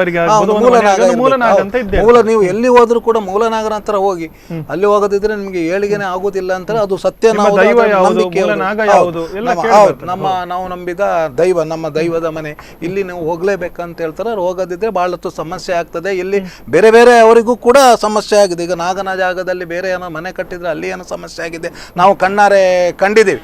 ಹಾಗಾಗಿ ಅದರ ಪಾವಿತ್ರ್ಯತೆಯನ್ನು ನಾವು ಉಳಿಸಿಕೊಂಡು ಅದರ ಆಚರಣೆಯನ್ನು ಎಷ್ಟು ನಮಗೆ ಸರಳತೆ ಇರ್ತದೆ ಅಷ್ಟು ಸರಳತೆಯಿಂದ ಮಾಡಿ ಅಲ್ಲಿ ನಾವು ಭಕ್ತಿಯನ್ನು ಜಾಸ್ತಿ ಮಾಡಬೇಕು, ಶ್ರದ್ಧೆಯನ್ನು ಜಾಸ್ತಿ ಮಾಡಿದಾಗ ಮಾತ್ರ ಅದಕ್ಕೊಂದು ಅರ್ಥ ಬರ್ತದೆ ಅಂತ ನಾನು.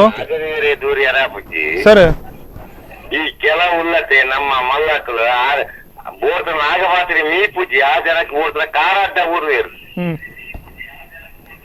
ಅಂದಂದೆ ಪನ್ಲೆ ಸರ್ ಪನ್ಲೆ ನಮ್ಮ ಊರ್ದ ನಮ್ಮ ನಾಗನ ಕಲ್ಲಿಗೆ ಕೈ ಮುಗಿಂದ ಯಾವ ಈ ಕೆಲವುಲ್ಲತೆ ಹೋದು ಆ ಜನತೆ ಮೀಪುನಗೆ ಎಲ್ಲ ಶುರು ನಾಗಪಾತ್ರಿ ಬಂದಾಗ ಅಂದಂದ ಅವು ಪಂಪೈತೆ ಐತ ವಿಷಯ ಪನ್ರೆಂಡು ಐತ ವಿಷಯ ಇತ್ತ ಪನ್ರೆಂಡು ಮರಣ ಆತಿನ ಪಂಪ ಎಂಕಲ ಕಿಷ್ಟಪಡ ನಾಗದ ಡಿಸೆಂಬರ್ ನಾಗದರ್ಶನ ಹಾಕೊಂಡು ಯಾರು ಒಂಜಿ ತಿಂಗಳು ಋತೊಟ್ಟುಕೊಳ್ಳುವ ಈ ಹೋದು ನಮ್ಮ ಕಲ್ಲು ಗಡ್ಡ ಊರ್ನ ಯಾವು ಎಂಕುಲು ಮಲ್ಪುನ ಆಚರಣೆ ಪೋಡು ಎಂಕುಲು ಆಡಂಬರ ಬರ್ಚಿ ಪನ್ಪುನು ಆಡಂಬರ ಬರ್ಚಿ ಈ ಆಡಂಬರ ಹೇಳಿ ನಮ್ಮ ಕಡೆ ಮಲ್ಪುನು ಭಯಭಕ್ತಿ ಇತ್ತನೆ ಅವು ಪನ್ಪುಂತಾವು ಓಕೆ ಓಕೆ ಮೇರೆ ಕರೆ ಮಾಡ್ತೀನಿ ಅಕ್ಕ ಸುರ್ಮೇಲು ಈ ಇತ್ತಿನ ಒಂದು ನಾಗಮಂಡ ಅದು ಸರಿಯಾದ ಪಂಡೇರು ಈತ ಏನು ಪನ್ಬೇಕು ನಾಗಮಂಡ ಒಂಜಿ ಕಡ್ಪಾಡ್ ಒಂಜಿ ಅಶ್ಲೇಷ ಬಲಿಯಾನ್ ಐತ ಮೇರೆ ನಾಗಪಾತ್ರಿ ಬತ್ತೇರು ಆರು ಕಾರ್ಗೆ ನೀರ್ಲ ಬಾಡಂದೆ ದರ್ಶನ ಮಲ್ತೀರ ಪಂಡ ಆರು ಶುದ್ಧಾಚಾರ ಬೋಡತ್ತೆ ನಮ್ಮ ಆತ ನಂಬಿಕೆ ದೀಪ ನಂಬಿಕೆ ಇಡ್ತೀವಿ ಅಷ್ಟೇ ಅಲ್ಲ. ಈಗ ನಾವು ಕೋಟಿಗಟ್ಟಲೆ ಖರ್ಚು ಮಾಡಿ ನಾಗಮಂಡಲ ಮಾಡಿದ್ರು ಕೂಡ ನಾಗನ ಕಲ್ಲಿಗೆ ನಮಗೆ ಒಂದು ಅಭಿಷೇಕ ಮಾಡಲಿಕ್ಕೆ ನಮಗೆ ಅಧಿಕಾರ ಇಲ್ಲ.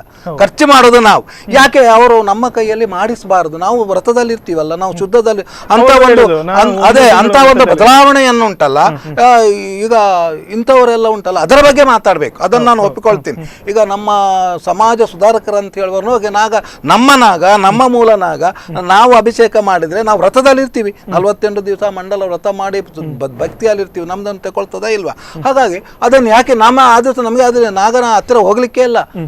ಅದ ಕೆಲವೊಂದು ಅಲ್ವಾ, ಅದನ್ನು ಯಾಕೆ ಅದನ್ನ ಬಗ್ಗೆ ನಾವು ಸ್ವಲ್ಪ ಯೋಚನೆ ಮಾಡ್ಬೇಕಾಗ್ತದೆ. ನಾವು ಈಗ ಅದಕ್ಕೆ ಚಿಂತನೆ ಮತ್ತೆ ಅದರ ಬಗ್ಗೆ ಒಂದು ಒಳ್ಳೆ ನೀವು ಚರ್ಚೆಯನ್ನು ಇಲ್ಲಿ ಮಾಡಿದ್ರೆ ಖಂಡಿತ ಕಾರ್ಯಕ್ರಮವನ್ನು ಮುಗಿಸುವ ಹಂತಕ್ಕೆ ಬಂದಿದ್ದೇವೆ. ದಯಾನಂದ ಶೆಟ್ರೆ, ಇಷ್ಟೊತ್ತಿಗೆ ಬಂದು ನಮ್ಮ ಈ ಚರ್ಚೆ ವಿಶ್ಲೇಷಣೆಯಲ್ಲಿ ಸಾಕಷ್ಟು ಮಾಹಿತಿಗಳನ್ನು ನೀಡಿದೆ ದೈವರ ಬಗ್ಗೆ.